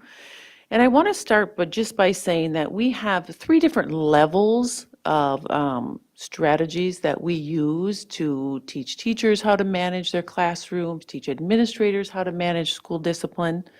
And the first one that we start with is our district guidance for school discipline. And so the things that we look at to ground all of our work around school discipline is 1, the Pupil Fair Dismissal Act. That's our Minnesota statute around school discipline. And then, of course, our school board policy number 506. We review that annually with you. And then our code of conduct, our rights and responsibilities, which is our handbook that all administrators use that outlines the majority of possible infractions that could occur. And then it outlines how to handle those infractions so that we are consistently across the district utilizing the strategies that we have developed, and that one school on one side of town isn't doing something different than the other school. The fourth item that we talk about, and we started this about 4 or 5 years ago when we first started with the Minnesota Department of Human Rights, when they said, you're suspending too many students, what are you going to do, St. Cloud School District? And at that time, we started a book study on the book called Don't Suspend Me. And it was a study about how we could look at alternatives to suspension. What are the other things that we can do to keep kids in school? Instead of sending them home. Because oftentimes at home, they are obviously not getting the support that they really need.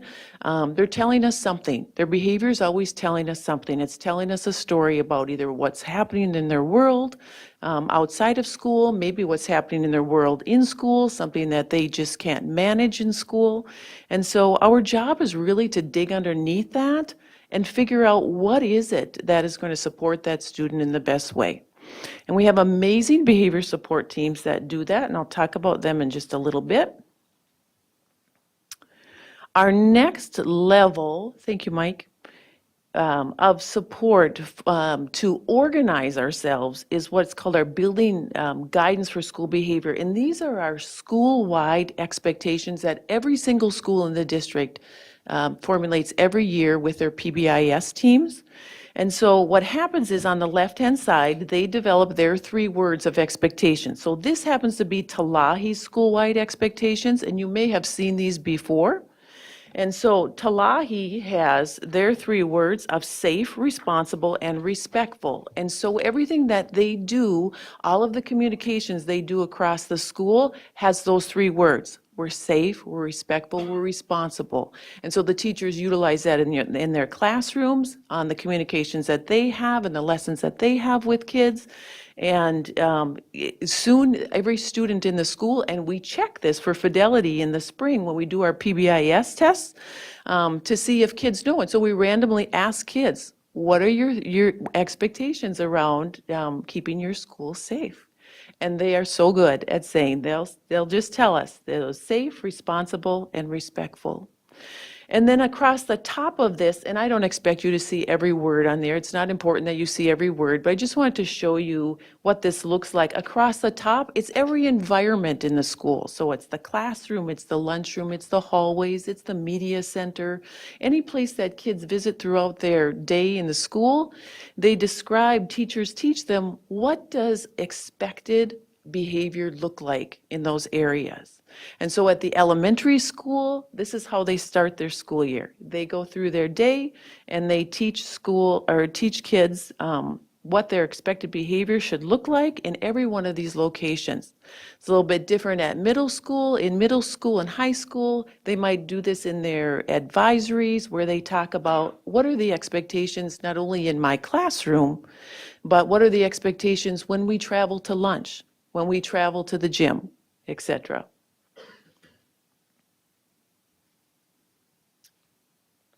Okay, the third way that we give guidance is, this is an example of South. Is Joel still here? Yes, thank you, Joel, for sharing this with us tonight. This is the Student Support Continuum. So I mentioned these wonderful behavior teams that we have. And so we have behavior resource specialists, we have behavior support specialists, we have school counselors, we have triage therapists, we have mental health advocates, we have all these wonderful, highly skilled folks that help us out with anything that happens in schools. And so what this student support continuum does is it outlines in the yellow column on the left, it outlines what a teacher would manage in their classroom. So what is the expected behavior in your classroom, and then how do you manage that throughout? And then in the middle is the student support team. So all of those highly skilled people I mentioned, one of them might help to manage the behavior. If a student needs regulation and may need to come out of the classroom for a short time, one of those trained folks might be helping. And then in the red column on the right is administration handled. What are the kinds of things that would come to the administrator? So we always start with that least restrictive first, and help kids stay in their classroom as much as we can. And then we go to that medium support in which we are offering more guidance from an adult. And then that third one would say, oh, we've tried, we've been doing this reteaching. Now what do we need to do for that accountability piece as well? So that's, and every teacher and staff member is taught this throughout the school. Our next slide, this triangle, I know that you all have seen several times. And again, it's not important about the words on here. I just want to talk to you a little bit about this. So this is our PBIS triangle, our Positive Behavior Intervention and Supports triangle. And what this tells us that in that green zone across the bottom, it's universal. It's everything that we do for every student. So it's all the proactive training that we do with students. It's that teaching of that expectations from Talahi that you saw earlier. It's all of the typical kind of rule setting and how do we function in our classroom. That falls in that tier 1, that green zone. And our expectation is usually about 80% of our kids can fall in that green zone and function very well every single day. We then move up to that yellow zone, which is our tier 2 zone. And typically we say, this says 10 to 20%. We usually say about 15% of our students may fall in there. And those students would require that adult engagement that I had mentioned earlier. So they might come out of the classroom for a brief time, or they might have more intensive social skill training, or they might have a referral to perhaps chemical health, or maybe even a triage therapist if we need connection to outside resources. And then in that red zone, that tier 3, that's about 5% of our students. And those kids are our most intensive students. Those students might be out of their classroom for a majority of the day. They might be with a case manager. They might be in a program such as one of our Pride programs in our middle schools, a program that's within the school, but might be students might be supported in a more intensive way, so their transitions are less throughout the school. So that, and I want you to think of just one more thing on that. Sorry, Mike. One more thing on that is that I want you to think of the PBIS. So we've been training in PBIS. We were one of the first schools with our first district. Tech was one of our first schools in the district about 15 years ago already, probably closer to 17 years now. And then we trained every single school after that. And PBIS is really the bookshelf. If you think of it as that bookshelf, and then we're going to talk about what are those strategies, what are the books on that bookshelf that support this whole triangle and trying to keep our kids in, supporting our kids in that different tier as we go. And of course, we want most of our kids to be in the green. That's always our goal, to support them, to keep them in the green zone as much as we can. Thank you, Mike.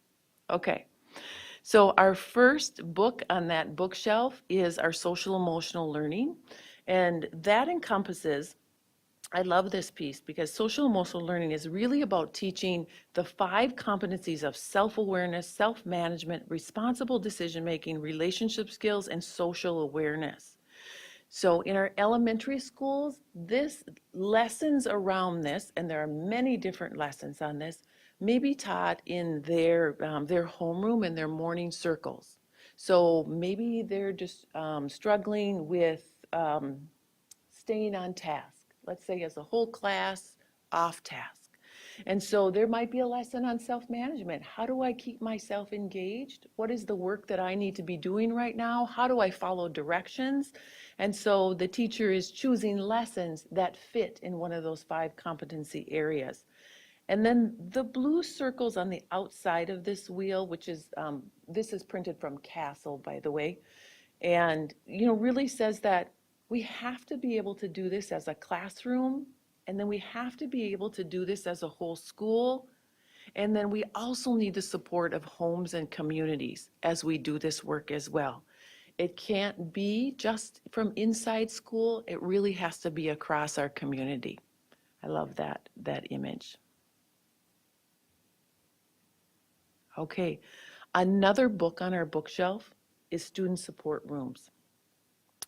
So student support rooms are set up so that students can take proactive breaks.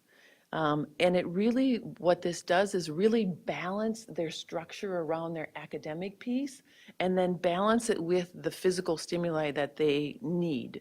Some students don't ever need to visit the student support room.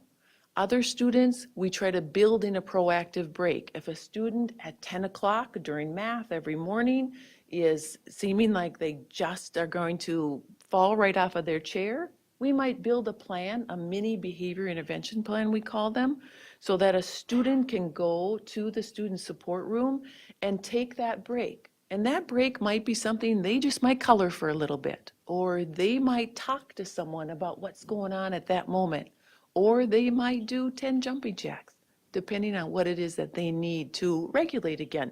And it's designed that it's a short break so that a student isn't out of class more than about 10 minutes tops.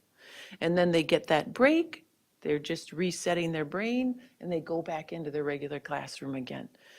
This year, we have a beautiful thing going on that we have hired, these rooms are supported by what is called a behavior resource specialist. So these are adults that are trained, they have a psychology background or a mental health background so that they can help students directly with what's going on, and they actually have experience in doing that. We also have hired the behavior resource specialists on the special education side this year as well. So every school will have a behavior resource specialist and a room outfitted so kids can come and take those proactive breaks. Now, is there ever a reactive break? Yes. Sometimes if administrators are busy and there's multiple things going on in the building, they might say, can you support student A and have them, and help them de-escalate so they can get back to school, or back to class rather, while I'm managing something else in the building. And so there are reactive breaks too, but it's set up to mostly be proactive.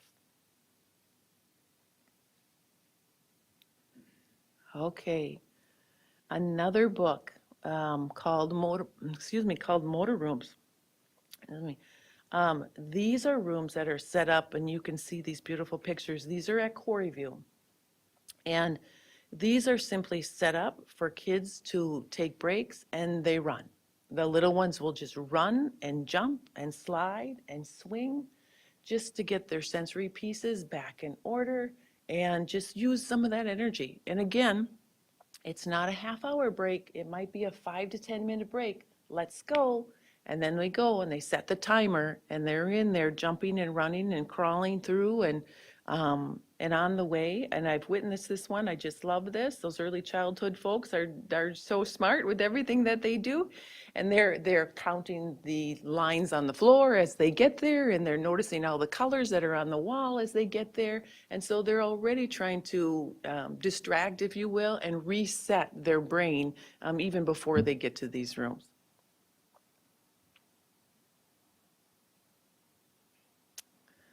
Okay, another book on the shelf is our sensory rooms. And these are just a little bit different than the motor room. What these are set up as, these were set up by our occupational therapists. And our occupational therapists, there's a program on an iPad. So the student goes in, and depending on if they need more sensory input to calm, or they need more sensory input to stimulate, the iPad, they choose, how am I feeling right now? And they choose the program on the iPad that they need in order to help them. And they're taught all of these skills, mind you. The littler they are, obviously, we have adults walking through with them. And so you can see in this picture, they have all sorts of things that they might crawl under those hoops near the cupboard. They might have on there that let's do 5 jumping jacks, or some burpees, whatever it is that puts compression on their hands, their feet, their joints to help them to calm themselves. And it's a wonderful thing that the OTs, the occupational therapists, they came up with this idea, and it has been really, really great for kids to help them calm. Okay, that was some of the books on our bookshelf. Now, for this year, You saw the data that Mike presented, obviously, and we have work to do. We have work to do. We need to continue to support kids in all of the ways that I mentioned, but we also need to continue to dig underneath to figure out, is it something in the structure of their day that they need support with? Is it something that really is could it be a disability? Could it be a mental health concern? What are those pieces that that we need to really evaluate for kids? And so Natalie, I heard you talk earlier about restorative practices. So let me tell you a little bit about that. This year, we had our first formal training. We've had people trained in restorative practices before, but like you mentioned, it was that maybe 3 or 4 people go this year, and then those people might stay with us and might not, but it didn't spread. The information didn't spread. And so what we did this year, we brought in a gentleman who trained all secondary leadership teams. So we're focusing on secondary for restorative practices this year. And this gentleman, each school brought a leadership team that were going to be the trainers for their schools to spread it out. And we went in with the intention of, it won't do us any good to train 1 or 2 people because we can't get to enough kids. So our whole school, everything we do has to be connected in. So whether that be PBIS and or proactive breaks or sensory rooms or motor rooms, it all has to be connected back to restorative practices. It was a wonderful training for 2 days in June. It was really, really good. I was there, and teachers, the feedback from administrators and teachers was very, very good. So they're making plans of how they're going to roll that out throughout their schools. And then in the early part of October, the trainer is coming back again, and we're going to be very specifically training on that circle component. Most of you have probably heard of restorative practice or restorative justice circles. And so those circles don't have to be a big circle. All of us don't have to sit in a circle. It can be that repair that Natalie was talking about earlier, that repair of maybe it's just you and me. We have to repair what happened in our classroom. So we've got to figure that out. And so I'm really excited about that trainer to come back and do that. And again, we're going to spread it out school-wide.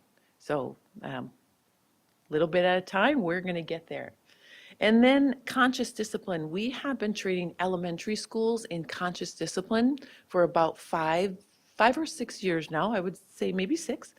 And we were very fortunate. We wrote a grant for conscious discipline. Shannon Avison and Amy partnered on it. And we're very fortunate through MDE, we ended up getting a $150,000 grant for conscious discipline.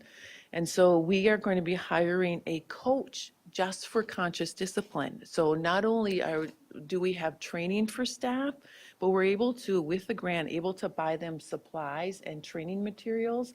And then also this person, who I believe will be a coordinator, we haven't hired that person yet. We just found out about the grant. And so we will be, that person will go out and coach people in their classrooms so that they can have good follow through on what that looks like and help teachers support them in their classroom management skills. Okay, mental health supports then. This year, with some ESSER funds, we were able to hire new mental health supports called mental health advocates. And a mental health advocate will be at every one of our secondary schools and possibly one of our elementary schools. And what we're trying to do is align that with our Greater Minnesota mental health supports so that if kids are seen by Greater Minnesota mental health supports, then different kids are seen by our mental health advocates. And those mental health advocates can also be resources and liaisons out to the community too. So if they're seeing something that, perhaps the student really needs a higher level of care, that they will be that person to do some of that support in conjunction with our triage team. Okay, the next one we're going to focus on is targeted supports for physical aggression and ODR, office disciplinary referrals at the secondary. So our CAP program, our Community Accountability and Prevention Program, has been located in different locations throughout the districts over the years. This past year, it was at Westwood in one of their wings, and this next year, we're moving it to Roosevelt. So with our high school and our elementary level 4 programs moving over to Katherine Johnson, CAP will be over at Roosevelt. And so we have staffed it in a different way. I'm really excited about this. We have a general ed teacher, we have a special education teacher, we have a behavior resource specialist, we have 2 mental health advocates that I was just describing, and then we have a half-time dean who is going to also support our RISE program, which is our middle level alternative program, which will be housed at the Boys and Girls Club just behind Roosevelt. So that dean will support both programs as we go. And then with that, we are currently, because we have new staff, new location, we're developing and in design right now about what that looks like for schools. So how do kids get sent to CAP? It's considered an intervention. It's not considered an in-school suspension or an out-of-school suspension. It's an intervention. And so we are talking about, how do we support our kids that have that high physical aggression that you saw in our data, in the high physical altercations? We know that they might not be getting the support at home, and this way they can get the support instructionally, behaviorally, social, emotionally, if we have them attend our program. So that more to come on that. I'm really excited about the opportunity for our kids at that program. And like I said, we're in design phases right now, and we'll be rolling that out to schools for the start of the school year. Our next one, our bus supervision and safety. So this was really great too, and this is somewhat new, I will say, in terms of providing an additional adult on buses. So not only will we be teaching PBIS on the bus and verbal de-escalation skills with our bus drivers this fall, we'll also be providing on routes that our administrators have identified as routes that there is more incidences happening on. So what are those kinds of things that are happening? There might be physical aggression on a bus. There might be threatening language on a bus. There might be, I'm consistently up and running around instead of staying in my seat. And so we'll cover those all in how to manage those with the bus drivers. But in addition, we felt the need to have an additional adult. And so schools are going to provide either their behavior resource specialist, maybe a behavior support specialist, maybe a paraeducator. We do have some paraeducators currently on our vans and our buses for kids with medical needs. And so we're just looking at maybe replicating that a little bit so we can just support kids in a better way. And then I also heard earlier that increase in student voice is that it's so important that we ask kids what they're thinking and what they're feeling. They know, and they're so honest, and they can tell us about what's happening in school. They can give us the information that we really need to make really good decisions on their behalf and support their learning again. And so I'm hopeful, and I look forward to gathering that information from students and also from staff too, right? Staff are they're advocates. They're great advocates for our kids. And so being on the ground every day, they know what's happening too. So those are our focus. It looks like a lot for 22, 23, but we're really excited because our data indicated to us we really need to be doing things in a not only a better way, but maybe a different way too to support kids. And so this is a good start for us, I think.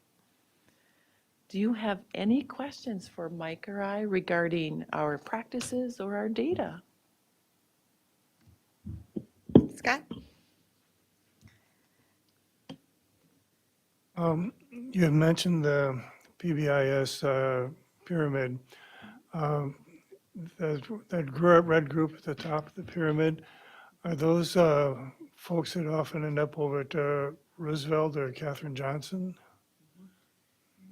That's a great question, and they might, depending on what the needs are. And so this student might be a tier 3 or a level 3 special education student who is within their general education setting, but most of the time they're serviced in the special education classroom. And so our goal always, although I'm really excited about our new building, our goal is always to keep kids as often as we can in their general ed setting with their peers and educate them with their peers. But yes, there might be, if they can no longer be supported or we can't get them what they need there, they would then be eligible if they are on an IEP, because there are kids in that red zone that are not on an IEP. And so if they are on an IEP, they might be, receive better support at Catherine Johnson. If they're not on an IEP and they're in that red zone, then we need to be catching those kids and wrapping our arms around them and saying, what is it that, one, what is it that you need? Two, what are the pieces that we can offer you as support? Is it chemical health? Is it a triage referral so you can get outside assessment completed? What are those significant community connections and partnerships that we can offer at that point? And also, we would complete a special education evaluation at that point too, if they are in that red zone to figure out more about their learning. Okay, thank you. Kids on buses, but do we have video on all of our buses now? Where we can actually see what's going on? I do believe we have video on the majority of the buses, but I will maybe have Mike answer that, or maybe even Gary would chime in on that. Yeah, if Gary's available, I'd ask that he would answer that question. I believe the answer is going to be the vast majority, although there's some technical difficulties that can occur on any day. Gary, did you want to field that question? Yes, yeah, we have video on all of our buses, full-size buses, and also all of our contractors do as well. Who reviews the video? Or is it only if there's a problem that they go back and look, or, because it sounds like you've got some sort of a system for picking out which routes are going to need help.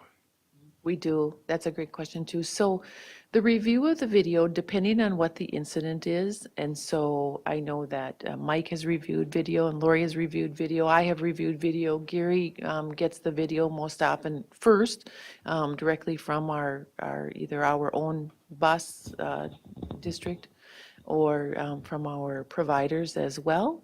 And again, depending on the incident, we review it and then we manage it from there. But oftentimes, our drivers will alert us that there's something happening on the bus prior to something major happening, which we have to review video. So they'll do what's called a bus write-up. It's like an incident report to say what's happening. And they do the reteaching as well to say, I need you to stay in your seat. I need you to stay in your seat. Don't hang out the window. And then if that is happening often, they will turn in that report to our dean, who is at transportation, and then that dean routes that to the schools so that the administration at the schools can manage that with the student. Okay. I was thinking about an incident that happened in a mobile home park in St. Joe, where a child was off the bus and got run over and killed. But I don't think we did anything wrong on that, if I remember right. I don't recall that incident. I'm not aware of that. Mike, are you aware? No, I don't recall that incident. Yes, yep, that was the year prior to me coming to Kennedy. Gary or Tracy, you guys would have been involved in the review of that. I think Scott's question is where we found what might have been any changes, if we needed to make any, to our practices. It wasn't a rider. Yeah, that incident was a number of years ago, and I don't remember the specific details around that or where there was any video related to that, but we could get that information. Gary, if I remember that incident correctly, it was a younger sibling of a student who came out to meet the bus, and the parent wasn't necessarily aware that the child had come out and didn't see where that kid had gone, and that they were accidentally hit by the bus. So it wasn't one of our students getting off the bus. I don't think they were hit by the And bus. that- I thought they were hit by a That's my car. recollection too, Al, but I don't remember the specifics. Scott said he thought they could have been hit by a car, and that's possible that they got around the bus or something, but somehow that child got hit. But it wasn't really related to it was more like a toddler type kid, a real young kid that got out and away from out of a parent's eye. Yeah, I think you're right. Didn't fall on the district anyway.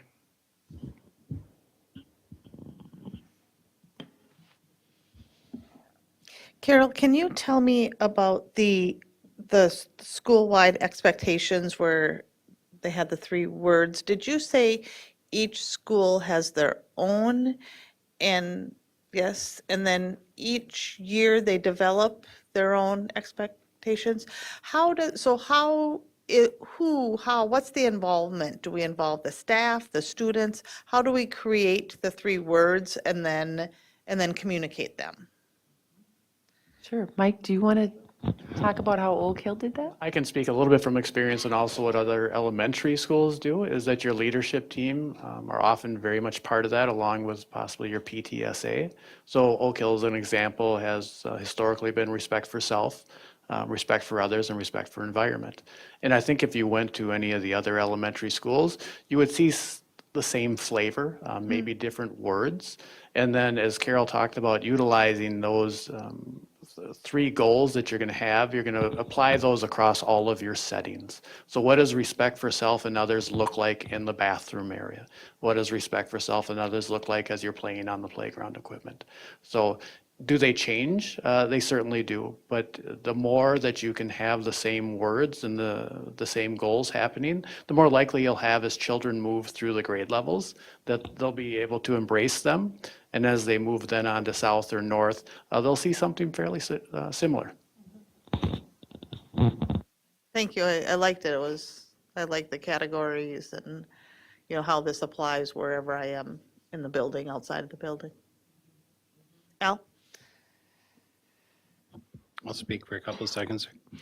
On one of the earliest slides on here, you had 43 office discipline referrals, and then you said per day. And that made me look at that slide completely differently.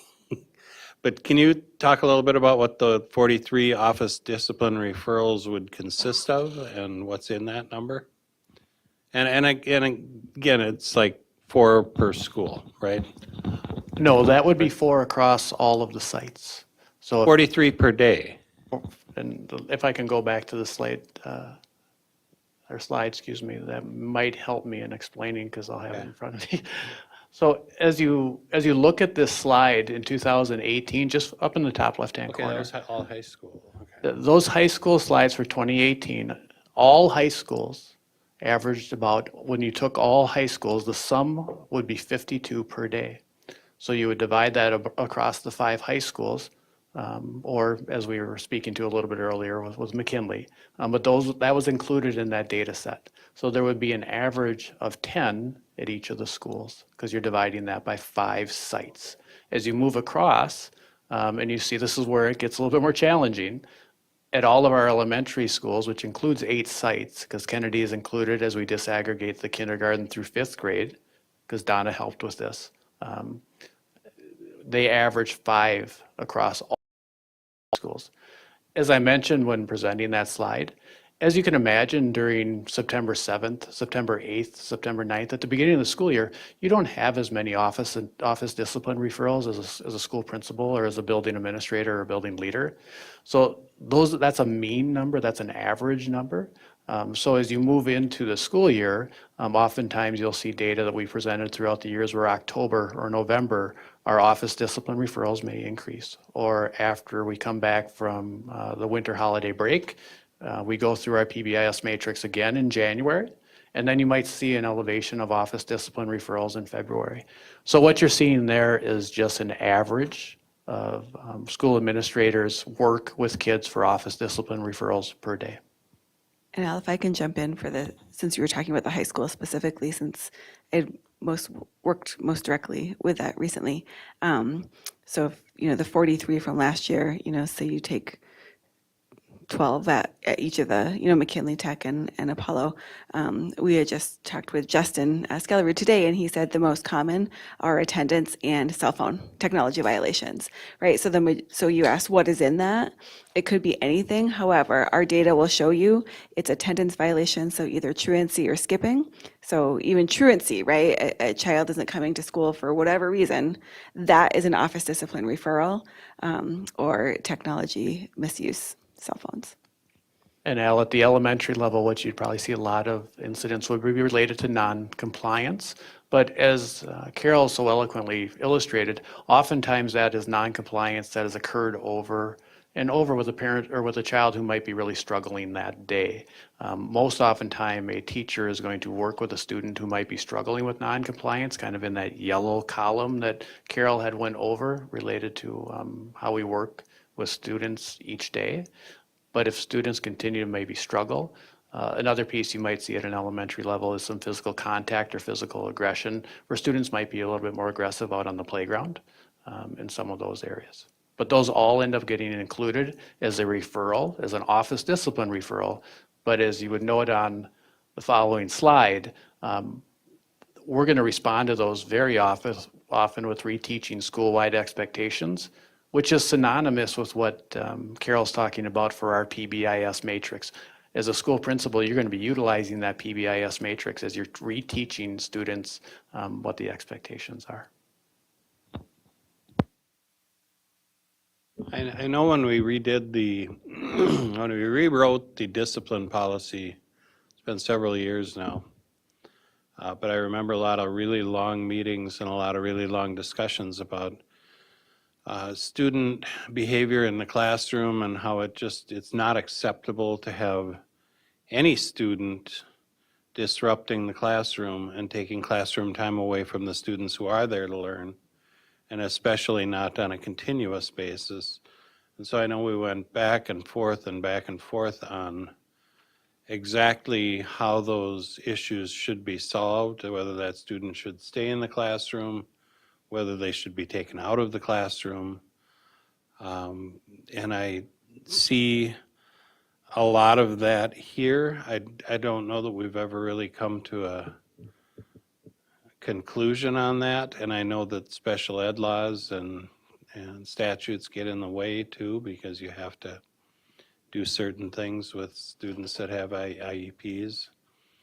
And that was an issue that we went around and around with back in that first time. But can you go to the slide where the PBIS pyramid was? This pyramid to me, and again, I'm going to say that there was a large disparity. There was a large disparity in the number of black students that were disciplined versus the percentage of black students in the schools. I mean, there was a disproportionate, disparate application or a disparate number of students that were being suspended or removed from classrooms. But then again, I go back to those discussions that we had, and really no student, no matter their color, they don't have the right to disrupt a classroom and keep a teacher from teaching. So something has to be done about it. And so it becomes really difficult, because you can't just say, well, because of your color, you can stay. That doesn't work. I think we have to remove students based on their behavior.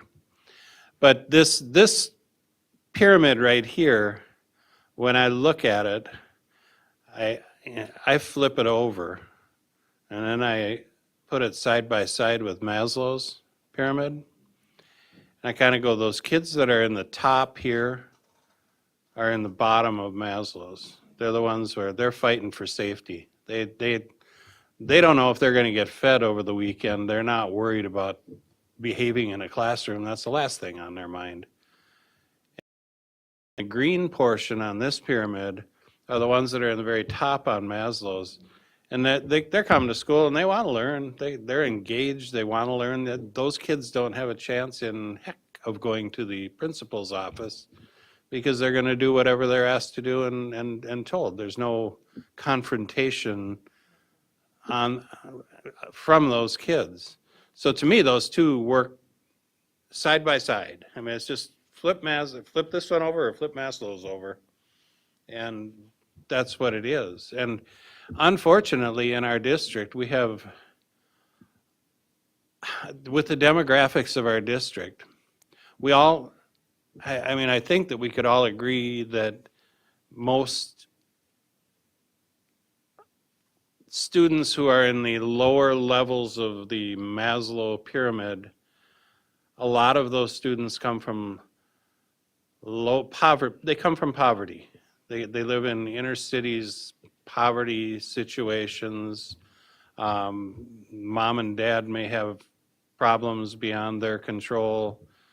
If there is a mom or a dad, or who knows? I mean, they may be homeless. Who knows? But there's a lot of kids in inner city situations that are living in those lower levels of Maslow's pyramid. There's a lot of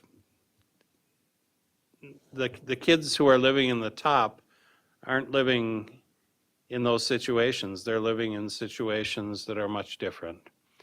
And so I guess I don't know where I'm going with this other than a lot of the Black population within our schools live in those inner city environments, and poverty is much more pervasive in our Black community than it is in our white community. And when you have, if we're applying that to a Maslow's type pyramid, and we're saying that a lot of those kids they're in survival mode, there would be no question in my mind as to why they would appear more in office discipline referrals or in suspensions and acting out within our schools. Then to me, that would be an expectation almost. And so although there's a disparate application, I think there's foundational reasons as to why that disparate application of those things are there. If I'm saying that in the right way, but that's my thoughts on that anyway. Natalie? First of all, I want to say we saw this presentation a couple months ago at the Achievement Committee, and y'all have done some really great work to take our advice, and especially the books on the bookshelf thing. That made a lot of sense, Carol. Thank you. I have a lot of thoughts. First of all, I really appreciate that you put in there that beginning part about what's happening in our world. And it just, like, I was reading over this and reading over it and reading over it last night, and then texted Lori and said, like, I'm literally tearing up because people are hurting, and people that were already hurting are hurting even more in our community and in our world, and we all know that. But it comes out in how our kids are responding. And for folks that need more mental health, you know, for some folks that just isn't even an option, whether they don't have health insurance or whatever. It's just such, speaking of disparate outcomes, who gets to access mental health is a whole nother ballgame. What I do love is that kids can access mental health through our schools. And I've seen that. It's not based on your health insurance or on how much you make or don't make. And so I really appreciate that part. I have some questions. So I saw on your responses page of here's how we responded to major ODRs, that our apology was at 282. So in my house, apology is the thing that happens every time that somebody hurts somebody else. And we talk about the 5 points of apology, and, you know, like, you don't just say, sorry, brother, you know, like, no, you have to say what happened and how you're going to change. So it surprises me, I guess, that 282 times is based on could it be apology and another thing? Great question. Part of the challenge with Skyward, which is our database system, is when you choose an action as a building principal or as a support for students who are struggling with an ODR, you can only choose one. So oftentimes, you may choose the one that makes either the most application at the time. I would say if you talk to all principals in our school district, a conference or a phone call to a parent is going to happen all the time, or a contact's going to occur. Yet, as an item on our bar chart, it would be a lower number. It's because prior to that, they have done a restorative practice circle, or prior to that, they have retaught school-wide expectations. So that's kind of why. Okay, great. Thank you. I'm wanting to make sure that when we give lunch detention, does that take our younger kids away from recess? The lunch detention data is primarily secondary. I don't believe across our elementary buildings I can say that it's not occurring. It used to occur, but we've really tried to pull back on that. I do believe it would be possible that you might see a classroom teacher utilize that as an intervention with a student on their own. To be transparent, that you might see a classroom teacher do that for a day to say, stay in, and we're going to work on some homework that you may have missed, but as a utilization of an action that we would do, not with elementary students. We very much acknowledge the need for our kindergartners through fifth graders to be outside, having fun, getting their energy out. Wonderful. Okay. When our students go to in-school suspension, because I see that basically we've traded percentages of OSS for ISS, which makes sense to me, that we want our kids in school. That's the whole point of what we're doing here, right? Instead of out of school. When they're in school suspension, can you remind me on the main things that they're doing there? Sure. So usually it's a break from, and typically at secondary, it's a break from the class that they had the incident in, usually. And so they might, if an incident occurred in science class, they may be out of that science class the next day, but they are also responsible for that academic piece. So they might be in Schoology and doing their assignments. They might also be working with someone on the behavior support team to get feedback on what has occurred. Okay, great. Next, to touch on the thing I texted Lori about, the free and reduced lunch percentages for out of school and in-school suspension, if we can pull those up. This is where I just stared at it for a long time, and it reminded me of when our Preschool for All folks came in and talked about how they're going to be working with the whole family for either job loss or low employment. Let me just say, I understand this isn't our role. I understand we are to teach kids, and we're not necessarily equipped, or it's not even our job to help families who are unemployed or underemployed. And unemployment is really low, so it seems that underemployment is driving FRL, free and reduced lunch here in our community. I guess what I want to say is there has to be more than just us that's looking at this. I just feel like our cities, our mayors, our city councils, our counties, I know they know these things, but it's like, this is the reality. And then if these are students that graduate, then it's not really a wonder why then that some of the crime rates happen. Like this is just a continuation of when kids are on that lower level of Maslow's hierarchy of needs, they continue into adults that are on that level as well. So I don't have the answer here. If I did, that'd be awesome. But I guess I'm just putting a call out there, like this represents our community, and we need more than the school district really taking a look at what poverty is doing to our community. And, the question, I think Al brings up a great point. Why are our Black students more likely to be in poverty than students that are white? And I think we have to acknowledge history there.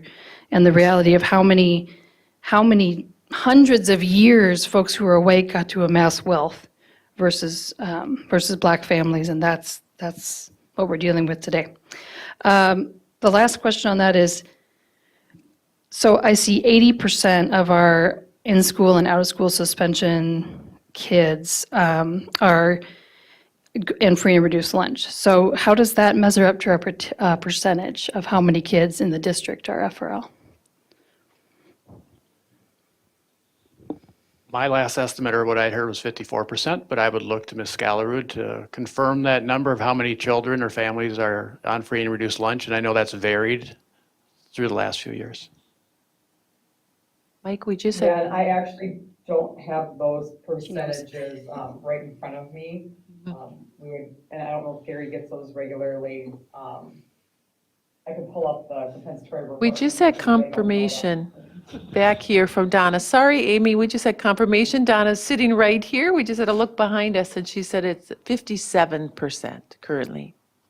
So I just want to point that out. That's a huge gap, 57% to 80%. And so, yes, we need to talk about why the same thing that the state came after us for, those are still issues and we're still dealing with those. But I guess I don't see us as much, well, I mean, we talk about it all the time and we do as much as we can, but sometimes I feel like even the state is not really saying what's happening here. That it's a both and, that it may be a student's color, it may be that they're an IEP and they're FRL. So it's a triple threat sort of a thing. Okay. In regards to social emotional learning, I just want to point out here that SEL, or social emotional learning, is one of the things that some folks who are running for our school board and other school boards around our community are saying is evil. And when you look at that wonderful graph that you love, that I love, that's literally the soft skills that employers are like, hey, we need your help on this because when our students are graduating, they're not having these. And so just want to point out that that's all on that. Restorative practices. So thank you so much for that in-depth look of how it's going to be scaffolded. Can you explain to me how the trainers then will train the staff at their schools? Is that like in our first weeks, or how will that happen? The original trainer that we had in June will be back, and I believe the date is either October 12th or October 14th. I have one of those dates are popping in my head. And so he will be back to train the same groups of folks on that circle part. And then it's going to be a discussion at the schools about what does this look like in our building. They did some of that in June already about how they roll that out. And then they'll make determinations during their professional development time, their PLT time perhaps on Wednesdays, to utilize that time. Maybe it's a faculty meeting, and each school will probably do that just a little bit different, how they'll roll that out to their teams. Thanks, Carol. I have two more. So you touched on the fact that CAP and RISE are going to be utilized a lot for students dealing with physical aggression issues. So I know that is one of the hard lines for us, that, physical harm is immediate, ISS or OSS. So how will that work? Is it that the child gets in-school or out-of-school suspension and then they go to CAP or RISE or back to the school? Is that kind of the path? And that's exactly what we are developing now. Okay. We're designing that pattern, much like the flow chart that we saw for South. We were designing a flow chart for schools to make decisions about who does go to CAP and how long is it? Is it a 3-day stay? Is it a 5-day stay? What is that level of offense? And then how do we figure out what that student needs in order to get them back to their general ed site? So more to come on that for sure. Okay, exciting. I wish we didn't have kids that had to go there, but I'm glad that we do have multi-system tier of support, whatever that thing is. MTSS, there you go.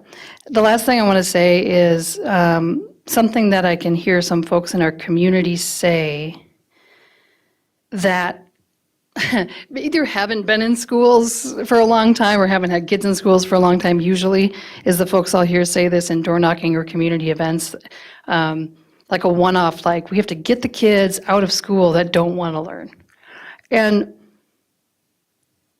just going to address that to any community folks who are listening or any folks who might have that kind of idea about our kids, that there are no kids that don't want to succeed. Zero. Every single 10,000 one of our students want to succeed, but like Al said, when they come to school fighting for basic survival, the last thing they care about is the science test. So as a community, we need help as a school district. We need help as a community to everyone come alongside our folks who are struggling, because otherwise this is what we'll see. Yeah. So I just thank you for continuing to be honest about where we are and then continuing to take those steps forward.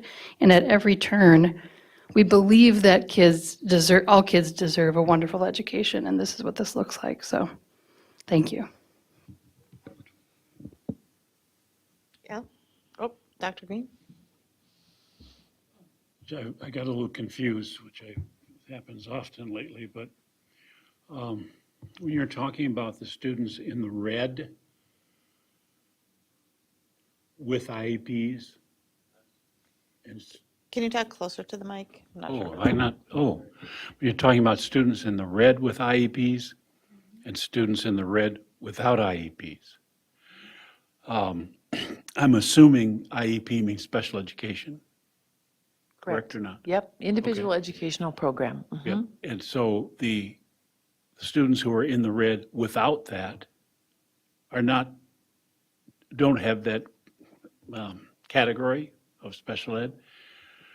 But though as you talked about them, you were talking about, it sounded like you were saying, or using the same kind of strategy supports for all of the students who wind up in the red. Was that correct? Yes, and I will say, and so the kids that are in the so-called the red zone at that tip of that triangle are kids that have 6 or more office disciplinary referrals typically. So there could be a student on an IEP that is in that zone as well because of that number, or it could be a student who's not on an IEP at this time and has 6 disciplinary referrals. And really dependent upon, we look at every individual student, and so they might come to that multi-tiered system of, I'm going to call it success team, and that team looks at where is that student functioning behaviorally, where are they functioning academically, socially, emotionally, and then make a decision. Is this a student that we really feel is, we can't really move out of that red zone without some significant support? And then we would do an evaluation for special education to see if there is something else, to see if there is a disability as a barrier for them. And so, yes, they would initially be receiving those same kinds of support, but a student on an IEP has a case manager, and so that case manager is following all of those pieces, that academic, that behavior, that social, very closely, where a student not on an IEP might be followed more closely by someone who is on that behavior support team, so a school counselor, a behavior resource specialist, maybe a Greater Minnesota Mental Health, they'd be followed more in that direction, but both are receiving the support that you indicated. Right, and it sounded like that maybe that what you've said is that you may have to move them into a different kind of a category.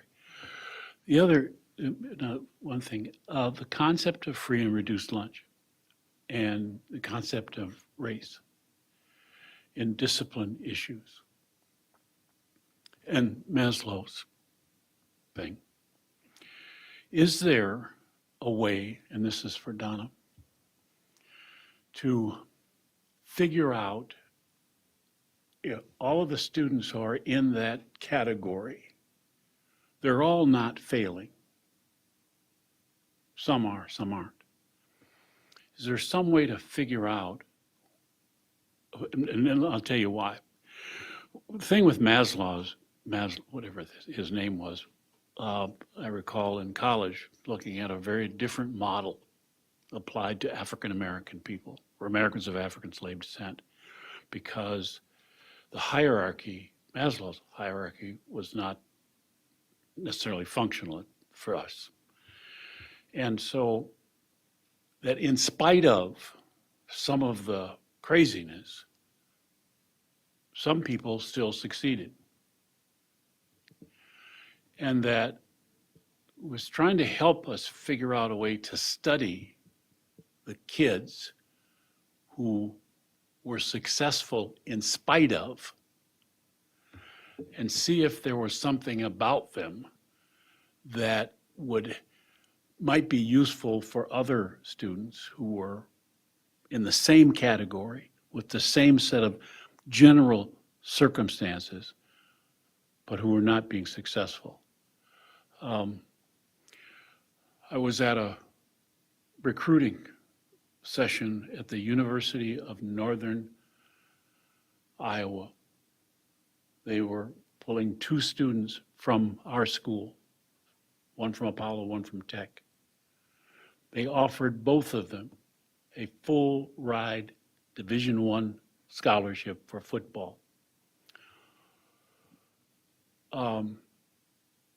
One of the students had a scholarship offer from somewhere else and took that one. The other student had that singular offer and refused it.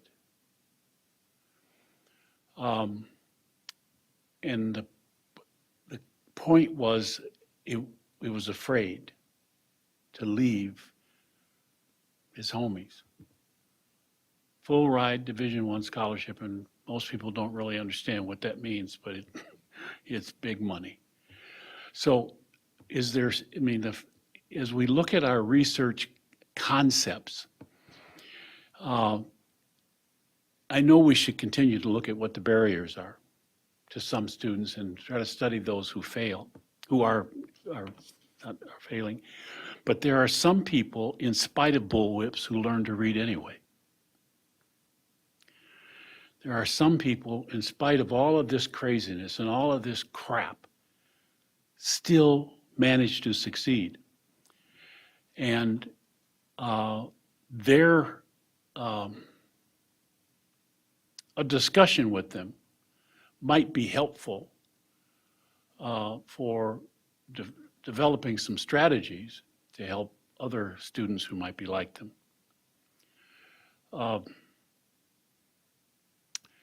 The other point, I'll jump to something else, is that we often, I've seen student voice in this today 4 or 5 different times. And I wondered if where the student voice was in developing our mission statement, in fostering safe, welcoming school climates, in developing those things, those words. And if the student voice is more important than the parent voice, who's not living in the school, or and maybe just to say, yes, I agree with the safe, welcoming school. Well, some people don't agree with it, obvious based on their actions. The other is the restorative concept, maybe use offense instead of defense. That we move into the school with restorative concepts before a problem arises.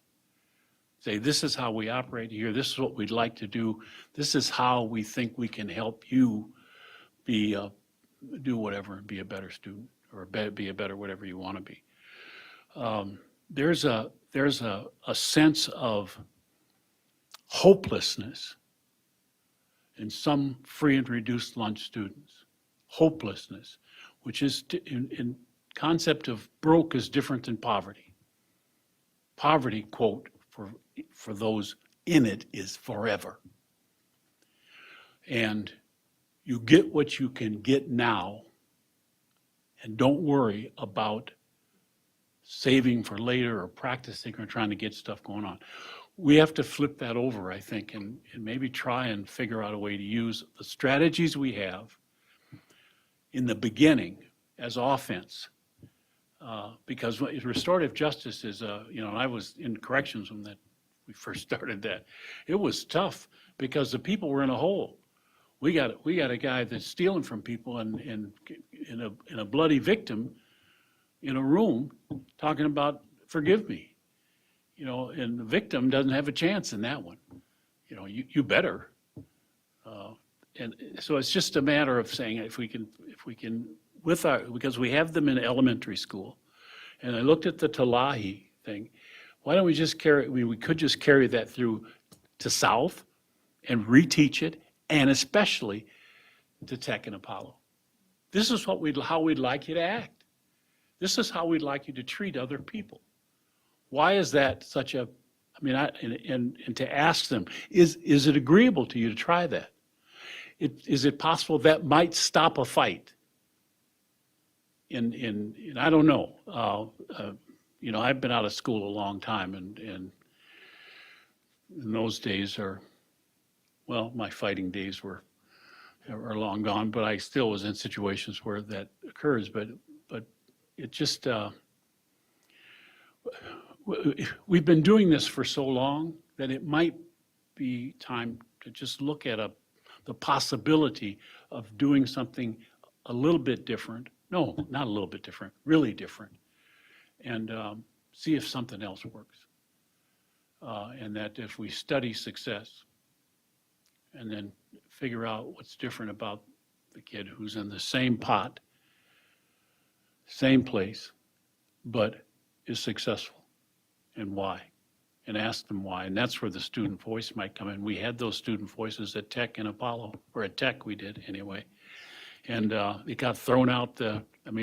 Those kids explained exactly why they were successful.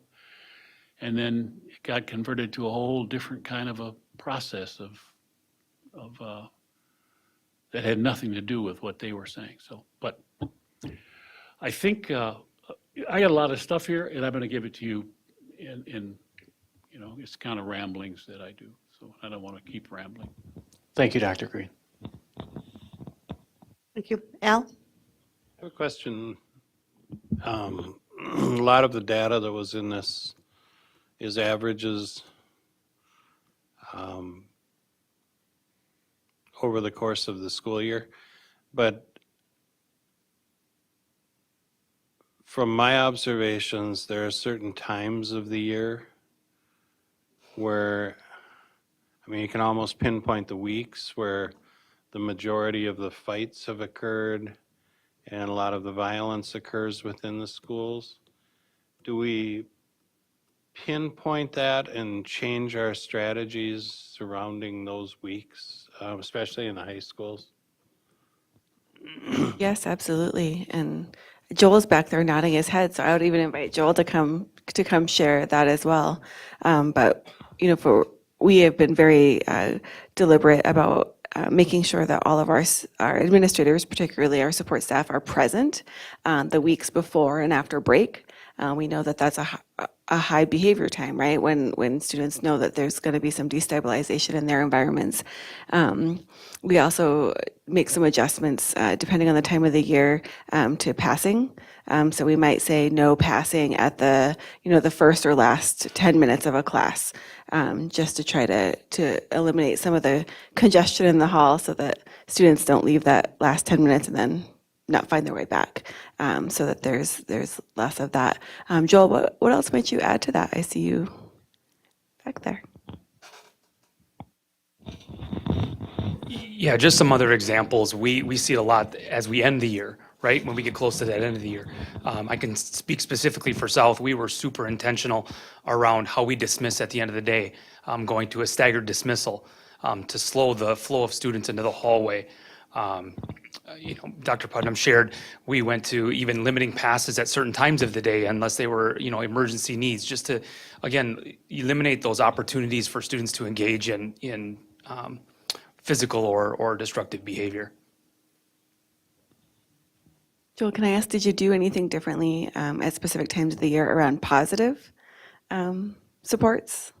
I can think of a few that you guys do consistently, so I just was curious. Yeah, we look at engaging in the positive side of it around the end of trimesters, where we celebrate our students with Student of the Month celebrations, where we invite families to engage. Our academic achievers at the end of the trimesters with positive grading and reporting in that way. Are there others that I'm missing that you're thinking of? Just knowing that like November and December tend to be some challenging months. I know you guys always do some school-wide events, like school-wide like turkey bingo or Yeah, we even engaged in December because December is always a hard month.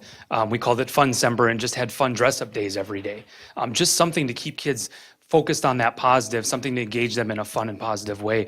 So every day had a new theme leading into the winter break. Zach and then Natalie.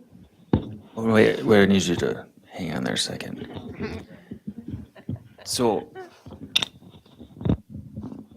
probably the top concern that parents and community members approach me about the past year has been North Junior High. I'm a little biased. I live in the neighborhood. That's where my kids will attend. And you were at South. Similar behaviors. And junior highs are a mess everywhere you go. We know this. But in your opinion, having been through it, what would you say you've seen that works or that we've done different recently that you have some faith in? That's what I think a lot of parents need to hear right now. Absolutely. If it's okay, I'm going to share what we piloted in the last year. I was able in my first year as principal to have an assistant principal come from Talahi. And Talahi had implemented a proactive approach, or how should I say this? An approach that had us push in rather than a pull-out model of student. And we implemented that at South using our new database system called EduClimber. So now if the teacher sees something in the classroom before it gets to that point of having to have the student leave the space, it takes we've timed it, it takes less than 20 seconds to put a request in. And when that teacher puts in that request because they see something happening in that space, it immediately shoots out a notification to myself and our entire administrative behavior team's phones, because we always have those with us. And so with our walkie-talkie, it's our expectation that within 30 seconds to a minute, someone is saying, I've got that one, right? And we have a member of our team going directly to that space and intervening before it gets to that point where the teacher's like, I can't do it anymore. And we saw such a positive interaction. It allows the teacher to keep that relationship, which is always hard. And when we do those restoratives quite often, but we noticed we didn't have to do quite as many because we were able to intervene in that moment and curb that behavior before it went too far. We call it the Student Support Request Form at South Junior High, and our teachers engage through, like I said, EduClimber. It's a system we use, and yeah. When it's built into your culture, what happens is the students know that they're not going to be able to escape the situation or that adult necessarily. And for some children, that's what they're looking for. And they know that if Mr. Highcamp's going to be respond and I'm going to have to go out with Mrs. Potter to solve this problem, it decreases the likelihood that maybe I'm possibly going to have that continued misbehavior. So there is great success, and we've seen that at the elementary level. The other really nice piece is that because we're using that EduClimber system, all that data is still tracked. So while you may not see it in Skyward as office discipline referrals, we can still pull up that student. We can see every one of those requests that was made. We can look at trends to see, is it all with the same teacher or is it random across the board? Is it all for the same behavior? And our MTSS team that meets weekly at the building level is reviewing that data. We can pull up our top 10. We can give a range. So maybe a kiddo has a whole bunch, but they haven't had any since October, right? And now we're into March. That kiddo may still show up on our list, but we can narrow that time frame to see who's struggling right now, whose needs aren't being met right now, and how can we respond to that student.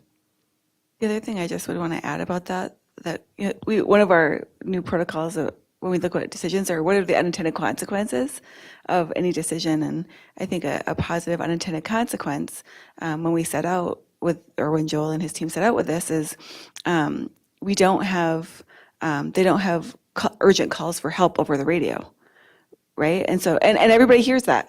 Everybody within 8 feet hears that call for this, and that can create its own driver in terms of adult response and adult energy and adult, as adults, we shape the behavior of the students around us. And so, that it's a very calm environment because they get it on their phone. It's as simple as someone saying, I got that one, and that's all we hear on the radio, and we know someone's going. The rest of our secondaries are looking to adopt this model this year also. I think probably the last point I would make is that while probably the majority of us in the room enjoyed when we knew winter break was coming, or when we knew spring break was coming, for many of our students, and that's across all levels, get anxious or worried or concerned when they see breaks coming for multiple reasons. And oftentimes we'll see some of the behaviors elevate during that time too. So we're very conscious of that across all staff and bargaining groups so that we know that we're being caring, especially during those times as students are struggling with what may to come for those 1 or 2 weeks off where they're not with their teachers and other staff. We do an extra push during those times to make sure those needs are being met. I can easily say that all of our secondary schools have food pantries, or we call them the school store, right? But not everything's free. At South specifically, I can tell you we have a QR code that links to a Google form that keeps it anonymous for that student. Well, it keeps it between the student and one of our team members, right? It's not out there for everyone, but a student can say, these are the things I need. And by the end of the day, we hand them a bag, and it's as simple. They don't have to go to anybody. It's accessed everywhere. And we do a really hard push, making sure that QR code is visible so they can scan it with their phone, scan it with their Chromebook, and have access to that specifically around those. It's available all the time, but we do a hard push during those other hard times. He has teachers in his school that have cupboards that kids come to without any forms. Just show up. Yep. And because I was subbing, and there was a couple of kids that came to the same place every day. And I said, whatever the teacher said was okay. They went to the cupboard and got what they needed. So it's always, we have good people that meet needs in a lot of different ways.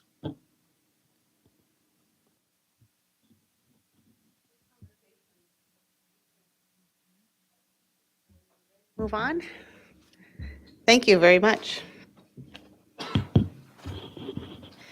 Okay, next we're moving on to proposed revised board policy 698, which is formerly 614 and 618. This is the second reading, comprehensive balanced approach to district-wide student assessment plan. And we have Donna Roper, Executive Director of Research Assessments and Enrollment, and Lori Posch, Executive Director of Learning and Teaching.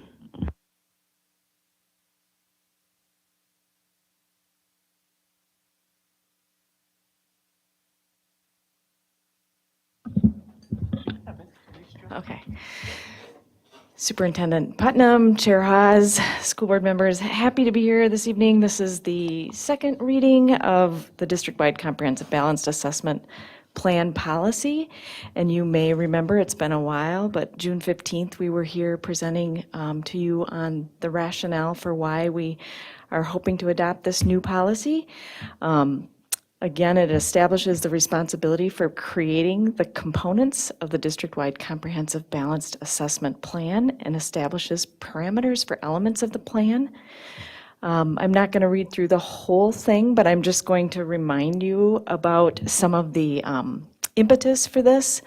As we think about the levels of assessment in our system, and we think about what the research says about learning theory and coupling that with our current assessment plan, we know that a comprehensive and balanced approach is something our strategic plan asks us to do or invites us to do, as well as directions that states are moving towards and that the research supports. And so we are hoping to get your approval this evening.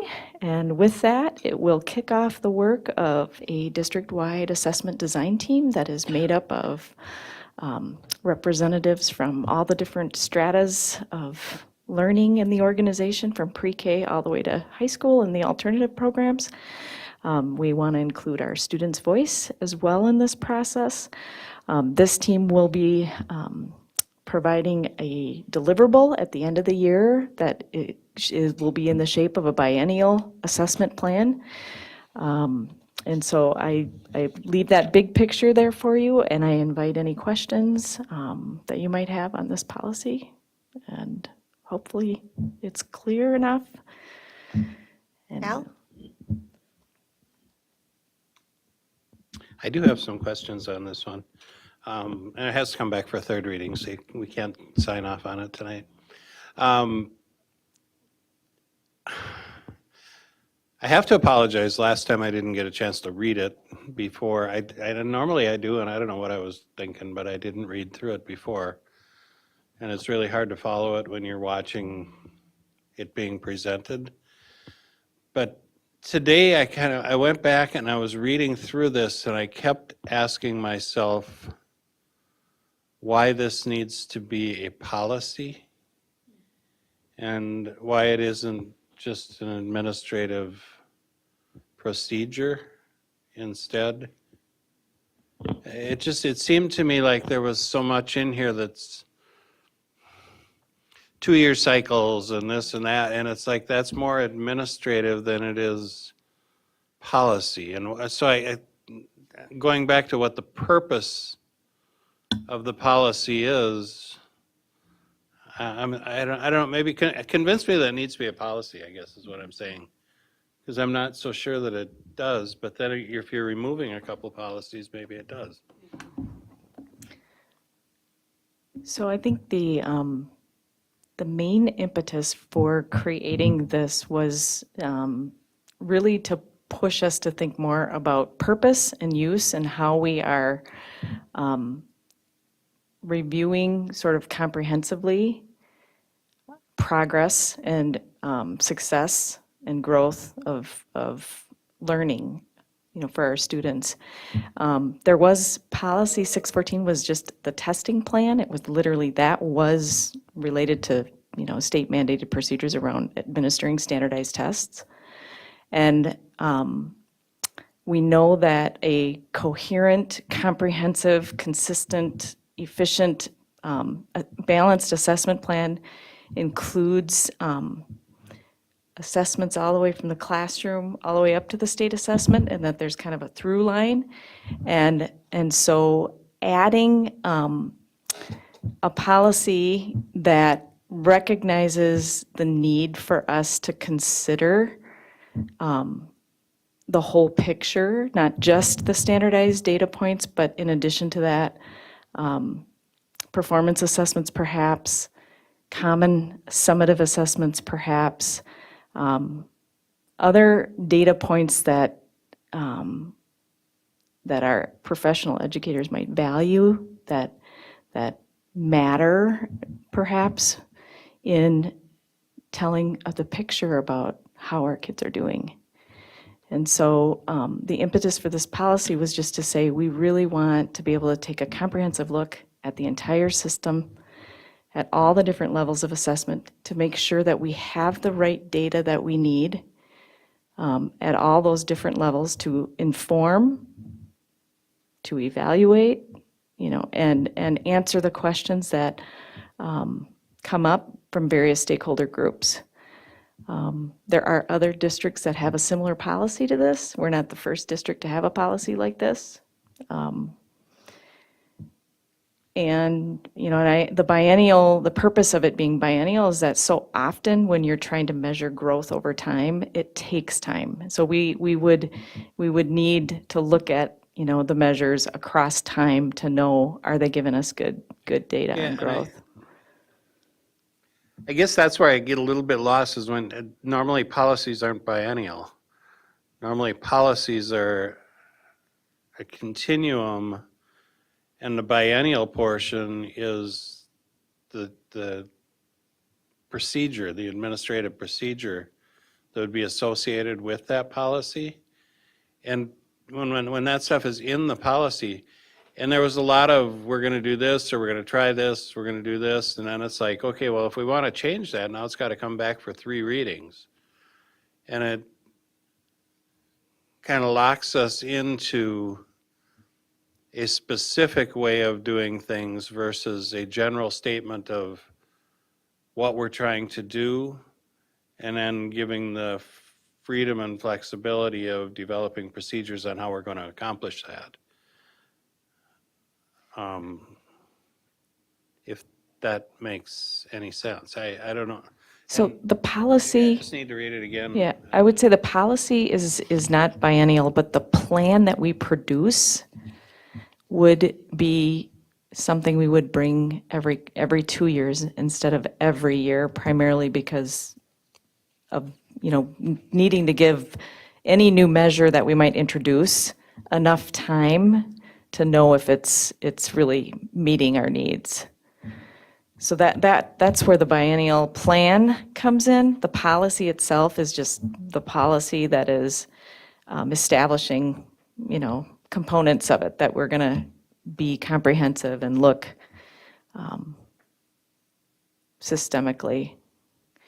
And like I said, there are other districts across the state that have adopted a policy similar to this in place of just the testing procedures, which are embedded in here.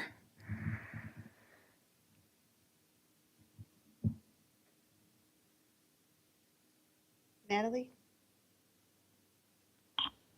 Yeah, I had some similar feelings to Al, but then I think what I looked at was the fact that this is, if we would not have this, you'd have to go back to two policies, 614 and 618. Like, this is combining one to one policy, right? Taking 614 and 618 out of the mix So and putting this one in there instead? I think 618 is one that we probably will need to bring back, because the work that this committee, this design team does, will work on defining and tackling some of the language in 618. So 618 is not being necessarily replaced, 614 is. The work that we do under 698 is going to help us really solidify what we want in 618.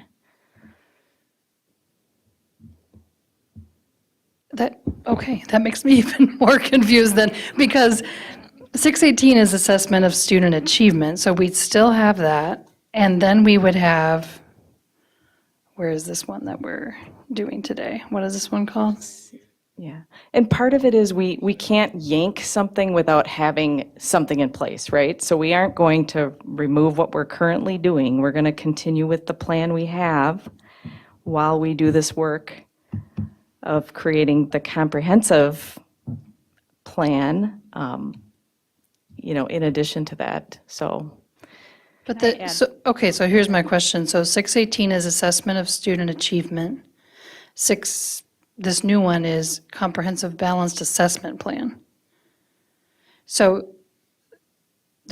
so you're wanting to delineate the difference between the achievement of students and the way we assess the achievement of students? Can I add a little bit? As we were looking at these policies, and 614 and 618 came up for review, and Donna brings to us a wealth of knowledge in the use of assessments to really inform our instruction. So as we looked at 614 and we looked at 618, we realized that there actually was a lot of procedural pieces in those two policies. So we wanted to design a new system of looking at our assessments. We wanted to really take that comprehensive look of where are all of our policies at. We know by statute we have to have a district assessment team. So we wanted to make sure that we called that out in policy to make sure that we knew that we were establishing that district-wide assessment team. As we looked at it a little bit further, we realized that we couldn't really replace 618 at this time, but that as we do the work, we may come back and say there might be some tweaks to 618, or 618 might be a policy that we can get rid of because it's all covered in here. So there are some, as we begin the work, there are some things that might appear procedural in here, but really are guidance pieces that we want to make sure don't get lost in this work. I don't know if that helps at all. So it may be that 618 goes away, but not today. Or it may be that it doesn't go away, it changes to something else or, so, okay. All right, I understand that, thank you. And so you understand that I'm not questioning what you're trying to do, and I'm not questioning the validity of what's here. I'm questioning whether or not you want to have it bound by policy, or if you want to have the flexibility of having more of it in administrative procedures so that you can make changes on the fly.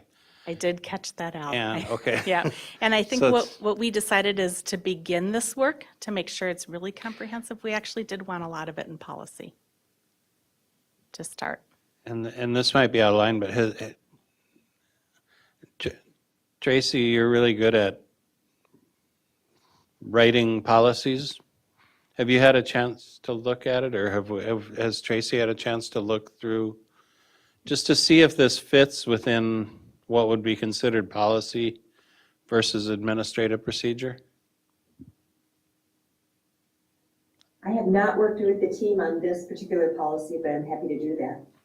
I wonder if that wouldn't be a good idea, just for another set of eyes. And I'm not trying to make it difficult. Like I want it to work. Appreciate that. And Happy to set up time with Tracy. I value very much the perspective, so. I think, some of us had the same question. So Donna has gone through this many times with us, explaining it to us too. So I think that's a good idea. Okay, that's all I got. Thanks.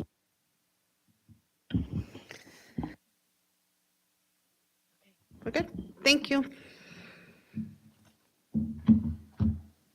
Then we're moving on to our next policy. We have proposed revised Board Policy 203.2.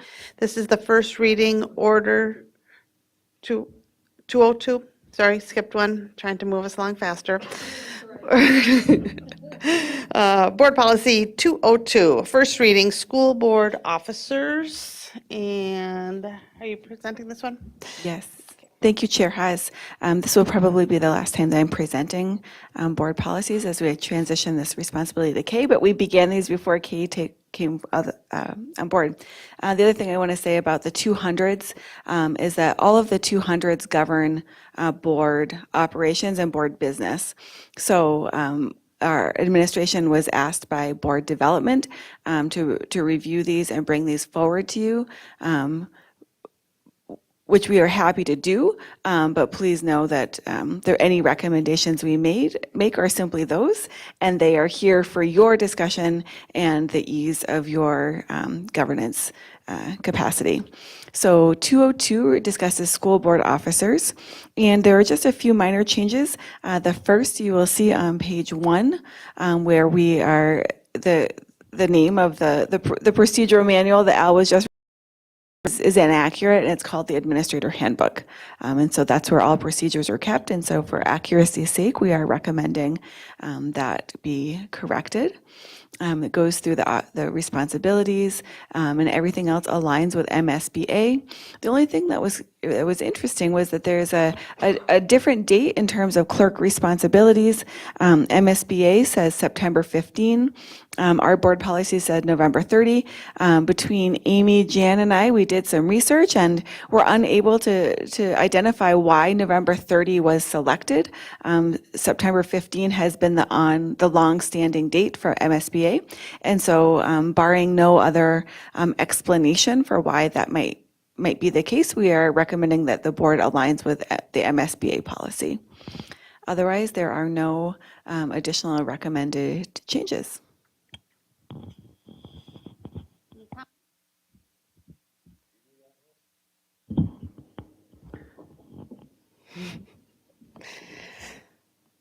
Okay, we'll move on to the next one. Now we have proposed revised Board Policy 203.2 for first reading order of the regular school board meeting. And Dr. Mike Rivard.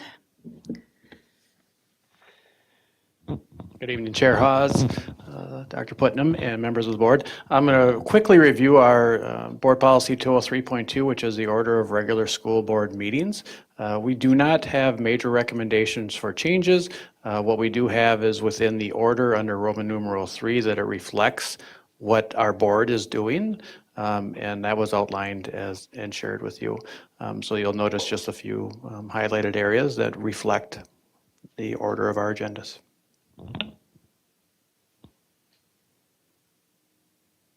Any questions or concerns?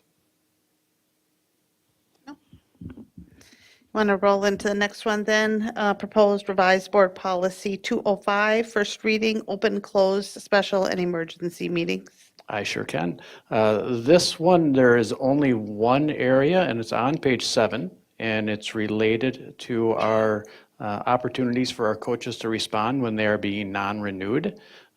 Our previous policy was not totally in line with MSBA's recommendation to include this last sentence under 7B, indicating that the existence of a parent complaint must not be the sole reason for the school board not to renew a coaching contract.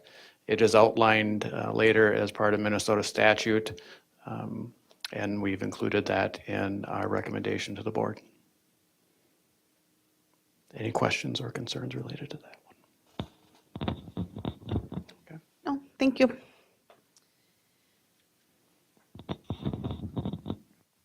Okay, then next we have proposed revised board policy 206, public participation in school board meetings, complaints about persons at school board meetings, and data privacy considerations.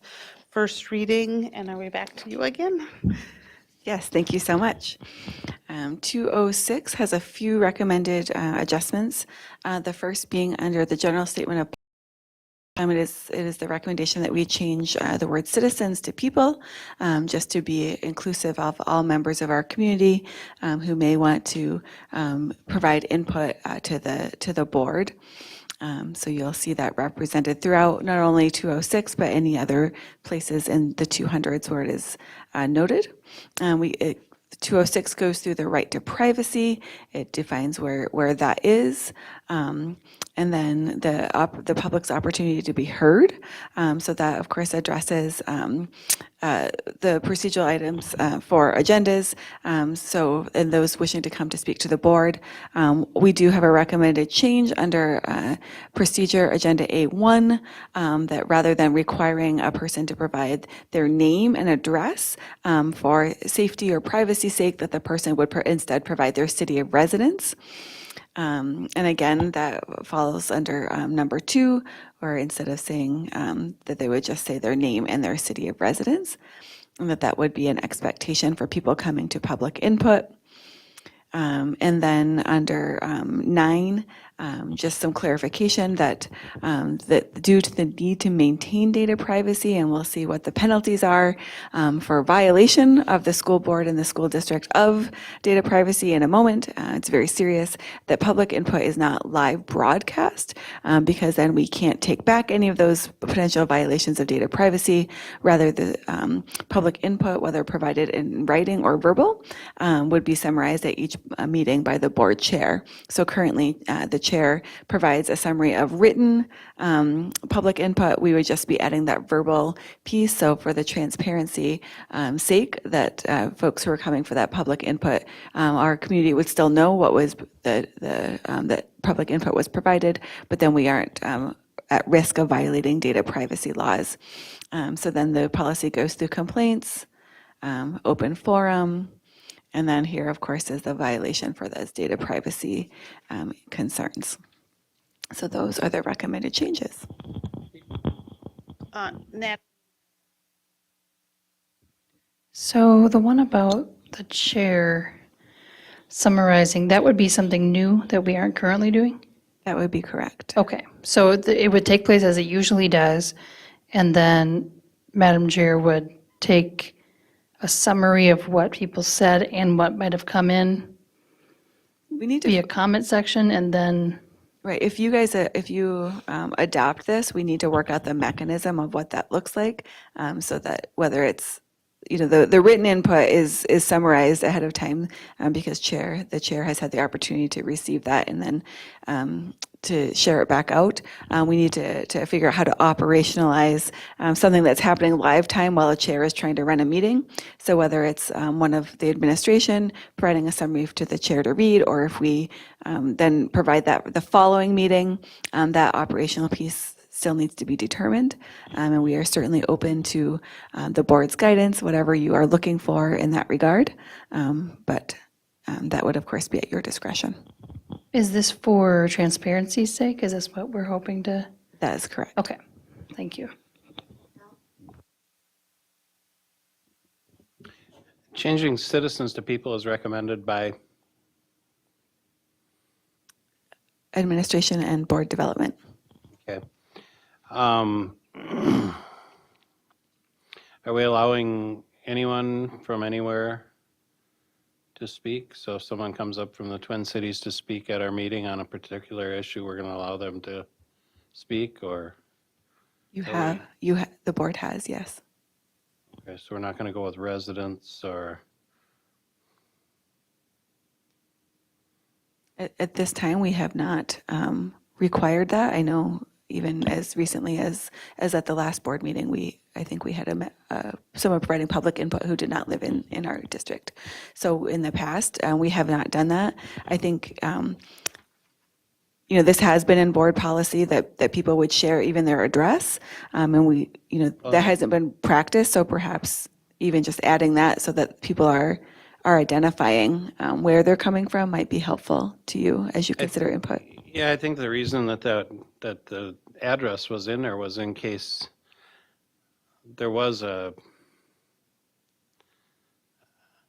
lot of, I'm just going to say, I can envision a time when the board does something and it becomes national news and there's 50 people that come up from the Twin Cities to protest, and they all want to come up and give input at our meetings, and that isn't really what we're here for.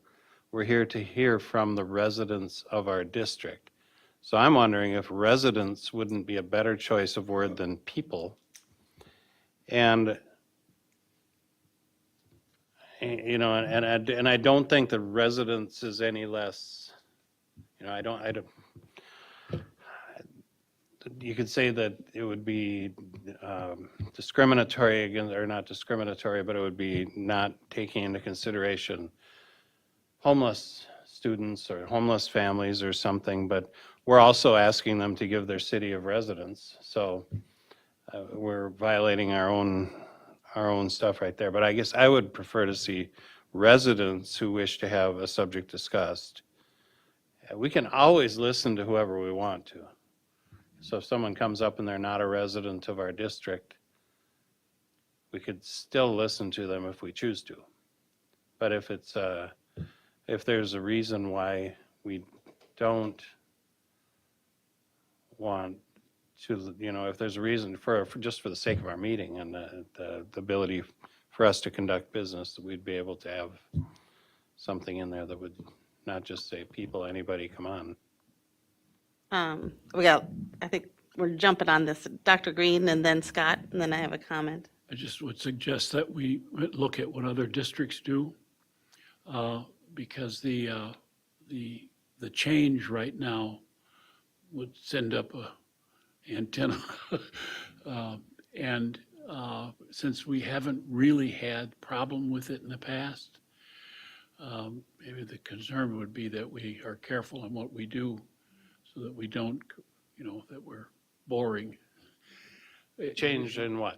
From citizens to people, or? Oh, people. I think the purpose of going from citizen to people is so that people, because we have a number of people in our community who are not citizens.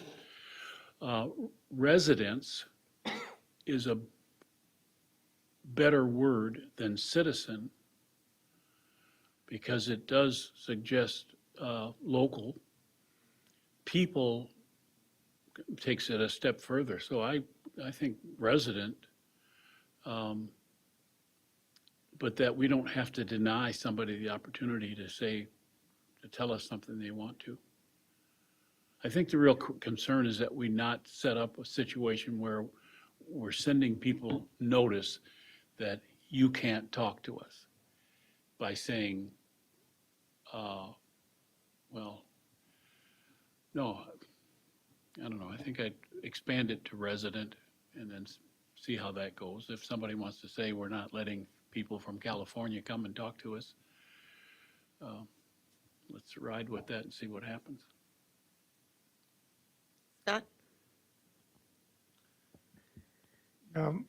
Currently, we're asking for address publicly. I think asking for address is okay, but city is sufficient publicly. I think the way it was written, it was like there was 2 requests. But the first request for address privately would be good. At least we can get in touch with people if we have something to follow up on. But the public exposure, city is enough. We're not requiring people to give their address, are we? Well, Just say that their I- city. I haven't been. Been in the policy, but I think that was a concern some years ago, that people were having to state their address, which put them kind of in a Vulnerable. situation. And I don't think they should have to do that. We could say, contact information. If you're looking for contact, or it's handed off to somebody. And I know that Gary tends to walk around and check with people who need responses. I think it would be good to say provide contact information. Not Not publicly, but provide. On a side note, I worry about the universally applying a rule to whether or not we would allow somebody outside of our district to comment or not, that we wouldn't be consistent or fair. And so maybe if it's, who decides? Is it the chair or is it the full board? And if it's a group of people that we would like, they're agreeing with us or disagreeing with us, I don't know if we would be able to be consistent. I'd like you to make the decision because you get the big bucks. Yeah. No, I think, On the surface, I think it's, well, that would be good, but is it just open-ended to be determined at that moment? If we have 50 people show up, then we say, we did that with gymnastics. We gave a certain amount of time. But the idea of having someone state their address was to determine whether or not they were a resident of the district. Right, but we didn't dismiss them. So we've still allowed it, but then, so they said what city they lived in, and then we still allowed them to talk, though, despite they lived in Cold Spring or Yes. something. Okay. There is, We typically have, yes. yes, the limiting like the gymnastics or any other topic thereof, that's somewhere in one of the policies too. It says that the chair has the right to Right. limit, and we've Right. universally applied the 30-minute rule. And then also I wanted to add that we have, number 4, okay, that we have, sometimes we have co-ops, so like gymnastics or wherever where your child is participating in a co-op sport that involves District 742, but you are not a resident. And just adding that is a little bit of twist on that. But if we changed it to the word resident, what are we implying then instead of people, person? If you're saying, We're implying that public input is for residents of the district.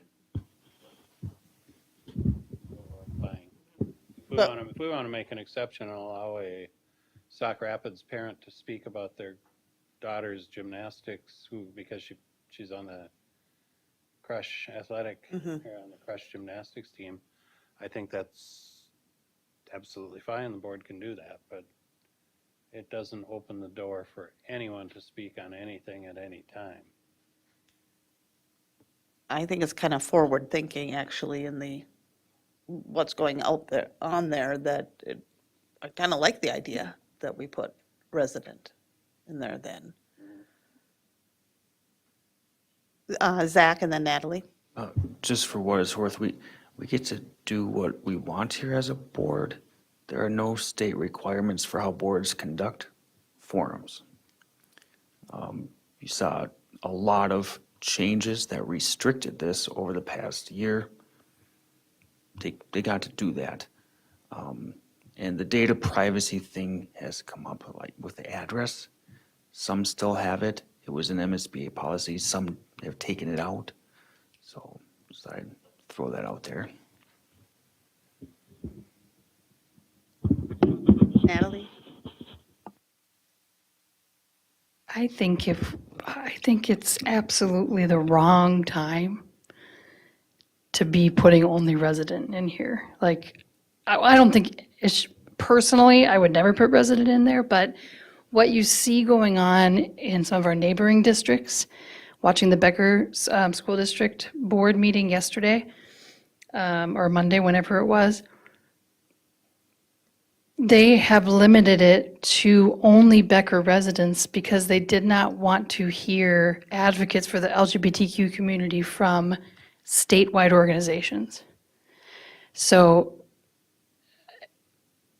that, I don't think that, I know that's not who we are, and yet I think limiting it only to residents really, I would never support that because it limits the voice for advocates. And I understand it also doesn't limit the voice for somebody I might not want to hear from, but that's part of governing, is hearing from people you do and don't want to hear from. So it just really seems weird to me. It seemed weird to me at the time when there's only 30 minutes available for the gymnastics folks. Like, those parents were pissed off. Like, I was sitting there because I was running for the board at the time. And in my personal opinion as a board member, we should never silence the community from talking to us. And the community may not just be residents. It may be someone who experienced something at a game, an away game, that feels they want to come talk to us for some reason, and they live in a different area. It doesn't seem, we could do it, but doing it has left a very bad taste in my mouth for other folks who have done that. It was also interesting in the Becker School District meeting to know that there's 5 minutes for the person to speak, and then they allow board members to converse back and forth with them. It's a whole other realm. I don't know if that's good or bad. I'm just saying that we do it a little bit differently. But I would please like us to have people in there instead of residents for that reason.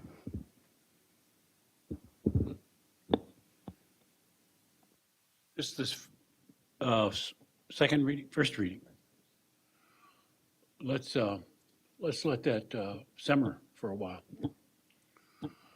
I think Natalie's got good points. We all do. So maybe we'll let it simmer for a little while. We might come up with a better. And just a comment on why we don't engage in discussion with them is because we're not fully prepared to have a thorough understanding of it. So it would be doing it a disservice to be reactive rather than informed. Yep. And I do want to say, I was chair at the time, I believe, and I don't think we ever cut off gymnastics parents. We let them go. We let them go at one meeting for 2.5 hours, if I remember correctly. We let them go and let them talk and talk and talk and talk. And at some point, you do cut it off because they're all saying the same thing. They're all reading from the same script. But, I mean, we don't have a history of cutting people off. I agree. But I am going to say, though, Field was the same that thing. We've never cut people off. I don't. Well, never is a big word. And I cut you off. I'm You know, that, the fact that we wouldn't allow groups from Minneapolis to come up here, and, I mean, that's part of the reason that I think that we would want to have that control is, I don't want to get into that type of a situation with our board where it almost takes the meeting out of our control. Because you can have groups coming forward that don't represent the people in your district. They don't represent the parents and the students of your district. They're representing a cause from a large metropolitan area or a national special interest group. And there are a lot of ways to contact people within a district, and it doesn't have to be through community input at one of our meetings. And I don't want to lose control of a meeting and through something like that. I think that we need to maintain that control. I think we need to keep things local, fairly local, within what we do. So I see it completely different than you do, Natalie, and that's not the first time that's ever happened, so. So. Natalie? The tricky thing is, and I'm just going to use again our LGBTQ community, there are places like Outfront Minnesota that are a statewide organization that the director may not live in our community, but they're doing programming in our community and they're fighting for the rights of LGBTQ folks, which that board was trying to silence. So that's why it just seems to me like we need to take the good and the bad no matter where they're coming from. If people really feel like they need to speak, I think we should listen to them. I think I already said all that, and I think who's really wise is Les. We should let it lie because we don't agree, and that's just the way it goes. It's not the first time Les was right and I was wrong.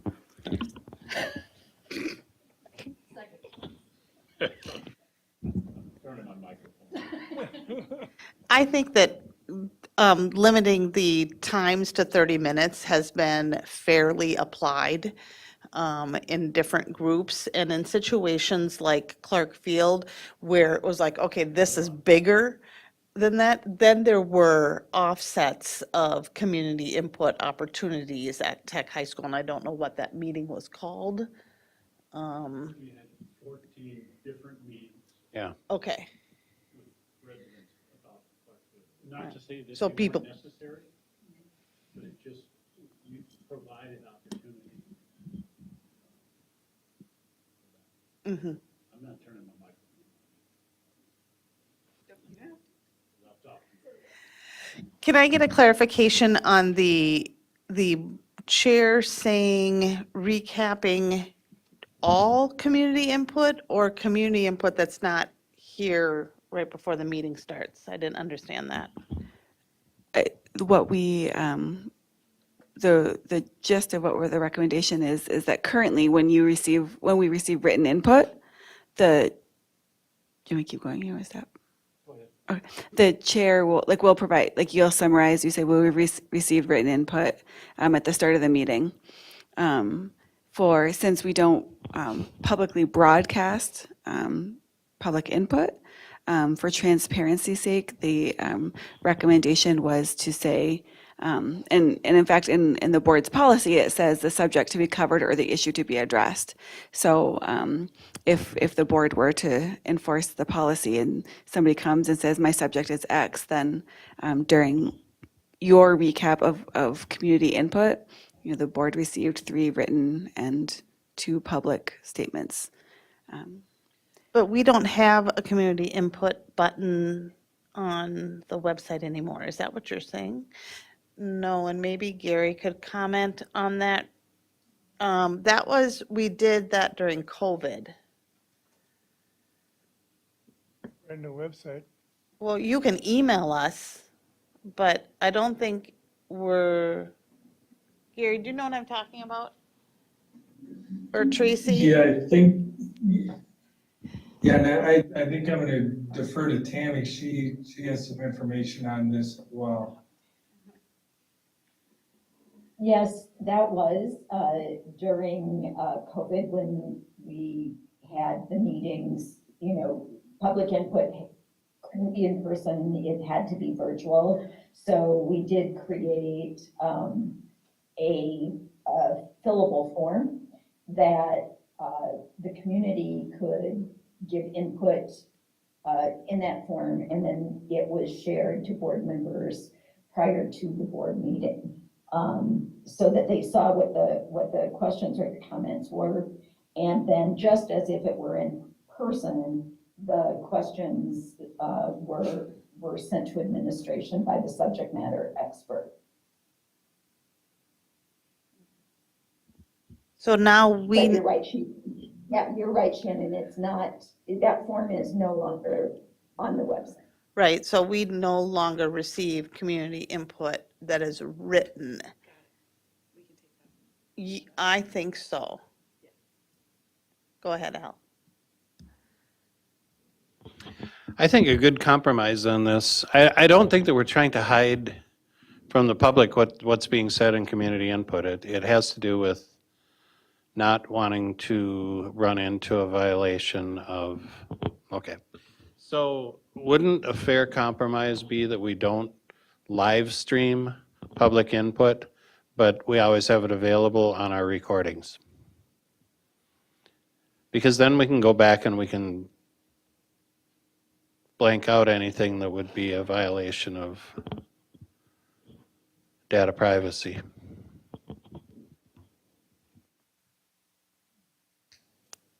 Natalie? I mean, this is something that community members have said, that they're angry or frustrated about the lack of transparency. They want to see what the public comments are. I don't love the idea of ever broadcasting the public comments, just because somebody's going to have to redact that, and then that's going to have to be checked by how many people, because it's students. I don't love that idea. I see why that idea might be the right idea, but I like better the idea of having the chair say, this is the summarization of what happened basically before the meeting. These are the topics. Like you used to say, these are the topics, and they were moved on to administration. We did that during COVID, yeah. I would support that rather than complicating the live streaming of it. I've been on the board for 10 years and I don't ever recall a data privacy violation at a public comment period. So I mean, I don't see that as being something that's just unwielding, that we have to go back and fix data privacy violations. They just flat out don't occur. Prior to us putting the community input at both board meetings, when we were back at City Hall and Apollo, or City Hall and here, community input was only done at Apollo, which wasn't a live streamed or recorded. And so when we were at City Hall, when it was live streamed or recorded, there wasn't community input, and that was the concern there. And I personally say that there still is a concern. I understand that and I recognize that, but in the name of transparency, the best thing that we could possibly do is make it available as it comes to us. I mean, unless we're trying to hide something, and I don't think we're trying to hide anything, other than data privacy, and we have the ability to go in there and just erase that part of the tape if someone violates it. So from a standpoint of a recording, I don't think that we have a really good argument against showing it. And then that would solve all the problems. But you're right, in the past, we did that because one was broadcast and the other isn't. This one, now we're doing live streams and we're doing it at every meeting, so there's more accessibility to us for public input. That's a good thing, but I don't see any reason why we can't show it as long as we have the ability to edit out anything that would be a data privacy violation. Yeah, my 2 cents is that they're here to address the board rather than the community, and when we live stream it. But Dr. Green?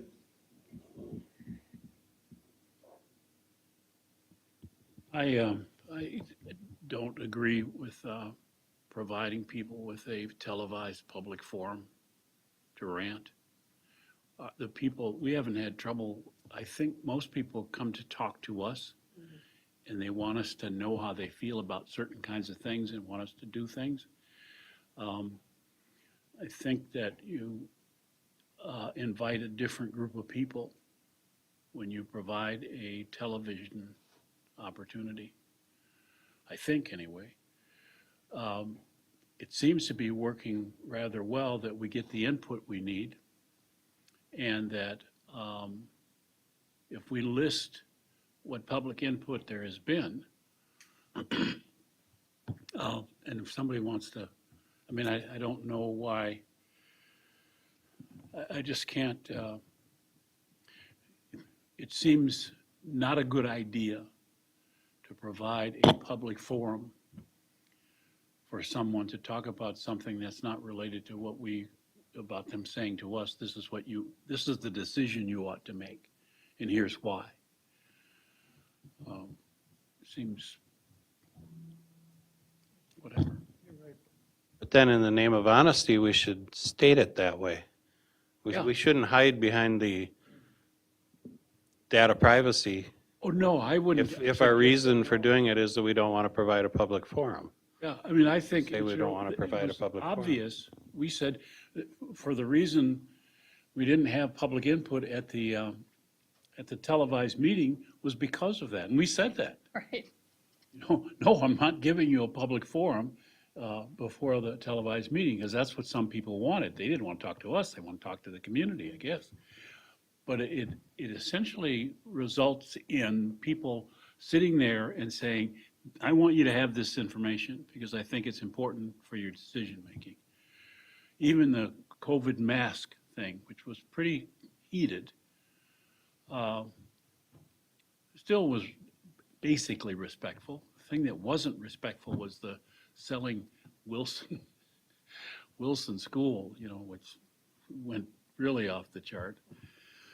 But, so I think, again, I think we ought to, I mean, I'm kind of mixed about this, and I'd like to give it some time. I'm not disagreeing. I mean, there's a lot of reasons for and against. I think if we just sort of back up a little bit, and, this is the old Bruce Watkins deal of, let me make sure you have all the information you need before you make a decision. So he pulls stuff off the table.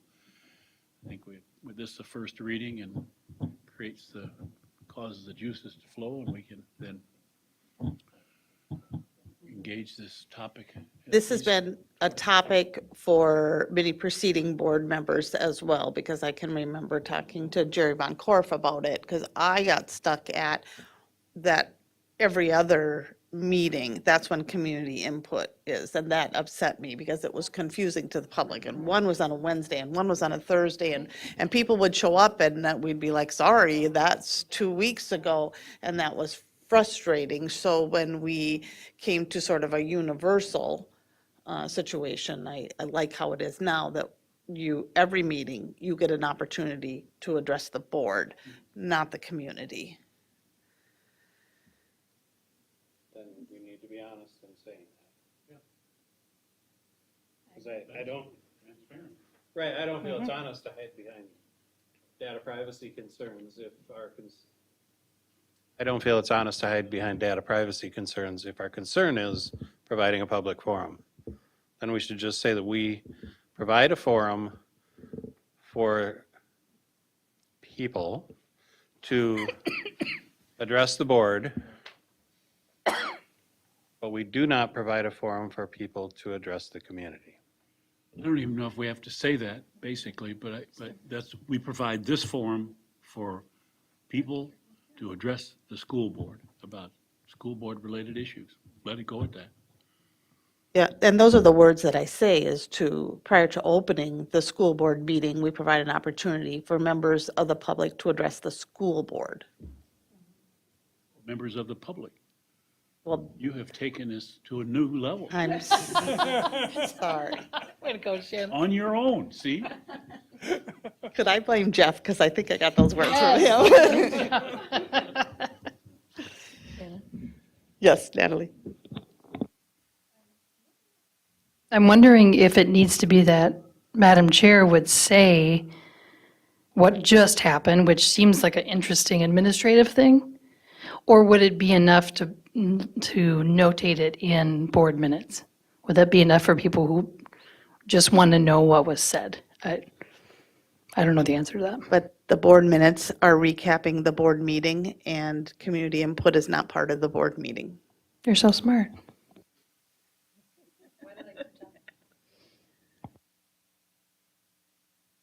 You are not, I mean, when you talk about recapping, you're not trying to summarize what people said. I don't want to do that. I think, Bad idea. yeah, I They'll think say, that no, that's not was. what I meant. Well, before we were doing that of sorts, because we didn't have in-person community input opportunities. So when we were here or virtual, and so there was a button for community input, then we were saying we got 10 community inputs since our last board meeting. 3 of them were on mass and 4 of them were on pass-fail grading or whatever it was. So we were recapping those. I don't know why, but we were. But that opportunity doesn't exist anymore because we're not on COVID. Wasn't that useful? We learned some things from COVID, and we got more input because that button was there. It might be useful. I think there's a legality. Oh. I remember talking to Gary, and there was some type of legality or something about then what we did with that. I don't know if it, but it was a while ago. It was a year or 2 ago. I had asked for something on the board agenda, future board agendas, to have someone report when somebody had an issue and it went to an administrator to respond to it, that did we get back the way the response resolved itself? I mean, that if we're telling people we're handing it to administrator, then we ought to get the information back about how it was handled and what happened. And we weren't. I didn't recall any of that. That would be nice. And that would be useful, at least, because, I mean, Gary was very meticulous about making sure he got the information from people, but that I didn't, if somebody responded to a person, as one of our administrators would respond to people who sent the board a complaint, and then they would respond and send us a copy of their response. I'd just like to know what I said. What was said to them, that would be useful, I think. I think every once in a while that happens when it's not a full board thing, but I get an email about busing or something it was, and then Gary helped resolve the situation and then came back and recapped. So, I mean, there's a little bit of it going on. Mike would send us those things about, which I meant to say, they're very thorough. When something happened on a bus, we get very thorough reports about what happened, how it was handled, and the resolution of it. It all was very clear. That doesn't necessarily need to be with community input so much as people were, depending on what they're asking about. So, okay. Okay, so I think, am I correct if I summarize this, that we probably have a majority of consensus that we should say that you're addressing we're not talking about data privacy, you're addressing the board, not the community. And then in that case, we like the word, we don't know what we like, resident people, public.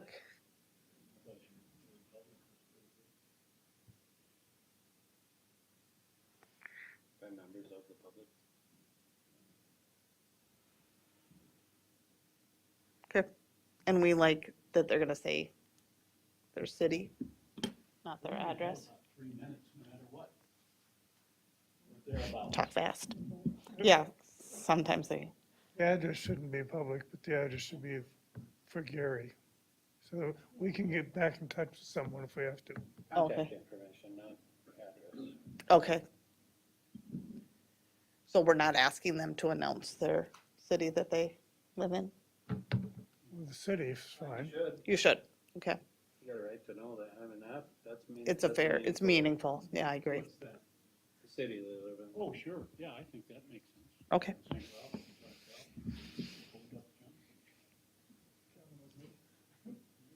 We will take that feedback and bring it back to you for second read. Okay, one more.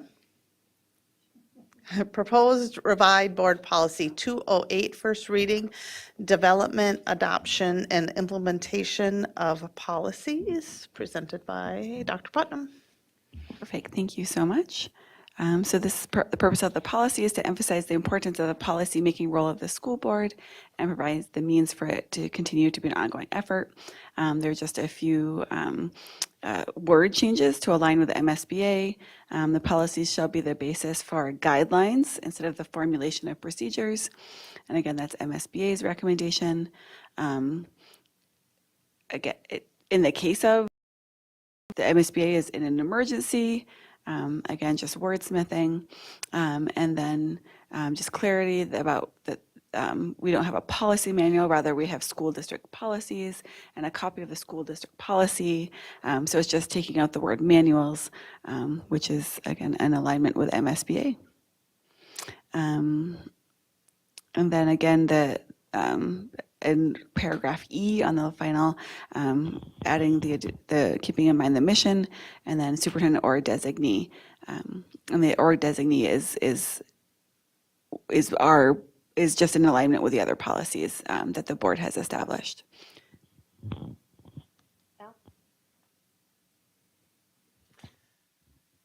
My comments are going to be around section B, 5B. Yep, that one. I think that's a really poorly written paragraph because it has been revised from the time when there was a policy book in the district office to the time when everything is online, and they've tried to finagle the words around to make it make sense. It seems to me it should just say each school board member and every member of the public shall have access to the school district policies. A copy of the school district policies shall be available in, that sentence right there can be moved to the end or taken out, but it's reflected on the district website. It's a full copy of the school district policies will be posted on the school district website. And that whole part, unless it's a statute, then that last sentence, but I'd put it in order. It's like every member of the school board and public, everybody has access to the school district policies. They're on the website. And if we have to have a sentence that says that there's a hard copy of them in the superintendent's office, we can do so. But it's really written weird.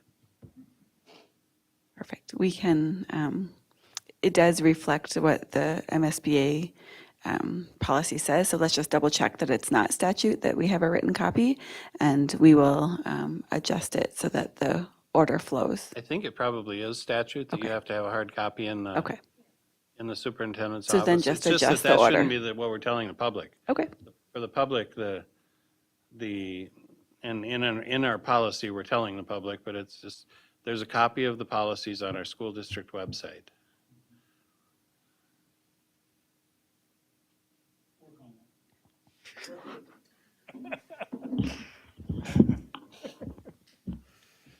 All right. We're an hour ahead of last time.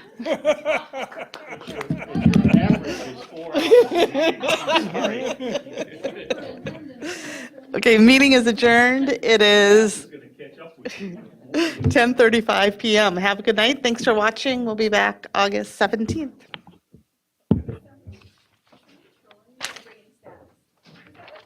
Let's go.